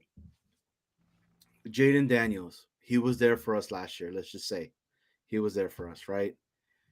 Do you believe he has the same success with us? You have Aaron Rodgers. He's playing in Denver. He gets hurt in the Vikings game next one. They say, hey, go in now, man, and show what everybody, like, what you're doing and whatnot. Do you think he gets that chance, right? Or does A-Rod still step in and is like, I'm okay to go back in, like I'm all right and all that? What's you guys' thoughts on that? I feel like they would have played it safe with A-Rod, maybe. I don't know. What I will say is that if Jaden Daniels got the chance to start for the Jets last year, he would have performed fairly similar to how he performed last year with the Commanders. Maybe not quite as good, but fairly similar. I think that dude was ready to ball, plain and simple. Can we do that thing with the virtual reality with whoever we draft?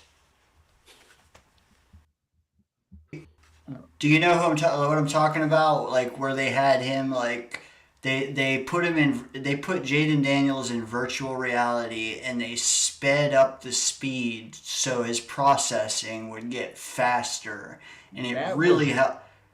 that was his thing, not the Let's do Commanders. it. Let's fucking do it, man. Yeah, let's Let's do that do with it. Cam Ward. Yeah, for sure. Or Will Howard if we can't get Cam Ward. Dude, I'm all about some Will Howard. I like Riley Leonard too, man. He's another one that I wouldn't mind. Way later though, of course, if we're gonna go that route. No Jackson Dart at 7. No, and There's not at le- 7. Not at there's le- 7. not even in the second round. Like I don't want him there. Like we have too many holes, especially now that pick that we got, and it's a lot more higher for us. Because are we truly a quarterback away from being super good and being over the top? Well, you know what? Even if we are, it behooves us to not play like it yet. Because, like, uh, why don't we get good and just keep having top 10 picks for a year or two? Like, I don't know, man. I got to take her out. So let's go to final thoughts. We got 2 months. Well, we got 6, 7 weeks for the draft. Any final? So let's spin that. Any final free agency related thoughts? Because guess what? The next time we talk, Sam Darnold will have a new team. All these guys will have new teams. We'll have some impend. We'll have a new team. Anything you want to get on the record now before that happens? Predictions, hopes, feelings. Um, any volunteers for first? I think it's you knew it. You knew it was going to be me yapping off of the mouth. I got 5 beers and a fifth of whiskey in me. Anyway, I think it's time to start spending money on safety. That's that. I think it's time. Okay, the Lions put a high draft pick into Brian Branch, even though he's kind of a utility knife on the defense. Um, I still think that Glenn believes in having like an experienced safety, like or a guy not necessarily experienced safety, just a good safety, not some undrafted free agent that's like not like some very like low to mid tier free agent guy or whatever. Like you need a playmaker back there, you know. I think it's time to spend on safety, guys. Um, don't freak out at defensive tackle. There's options. Like there is options. We do not need a star beside Quinnen. We just need a solid guy that can stop the run. Like that's all we need. Open it up for Quinnen. That's all you need. Um, as far as cornerback two, like we had a couple guys on the roster, and I know like I know Eccles is a free agent or whatever, but there's guys that we're all like. I mean, we've been talking about JBC and Stiggers as CB2 like last year before the season even started. Like, Yep. we didn't have those conversations for nothing. Like those guys look good in free agency, right? Like they look good in practice from everything we heard. Like either give them a chance or you sign a guy for nothing crazy. Like I think that it wouldn't cost that much for a Paulson Adebo. I don't. So no Carlton Davis for you. Carlton Davis is on my list. I got a list right here. I'm looking at it right now. Carlton Davis is on there. I don't think he's going to cost that much. He might be one of the more expensive guys, but I still don't think he's going to cost. He's not going to cost DJ Reed money. Byron Murphy Jr. if he's still available. I don't know if he's still available though. I think I heard today. I think he will be available. They're expecting to let him walk. Okay, why not? Why not him or like I said, Paulson Adebo? Like there's plenty of guys out there.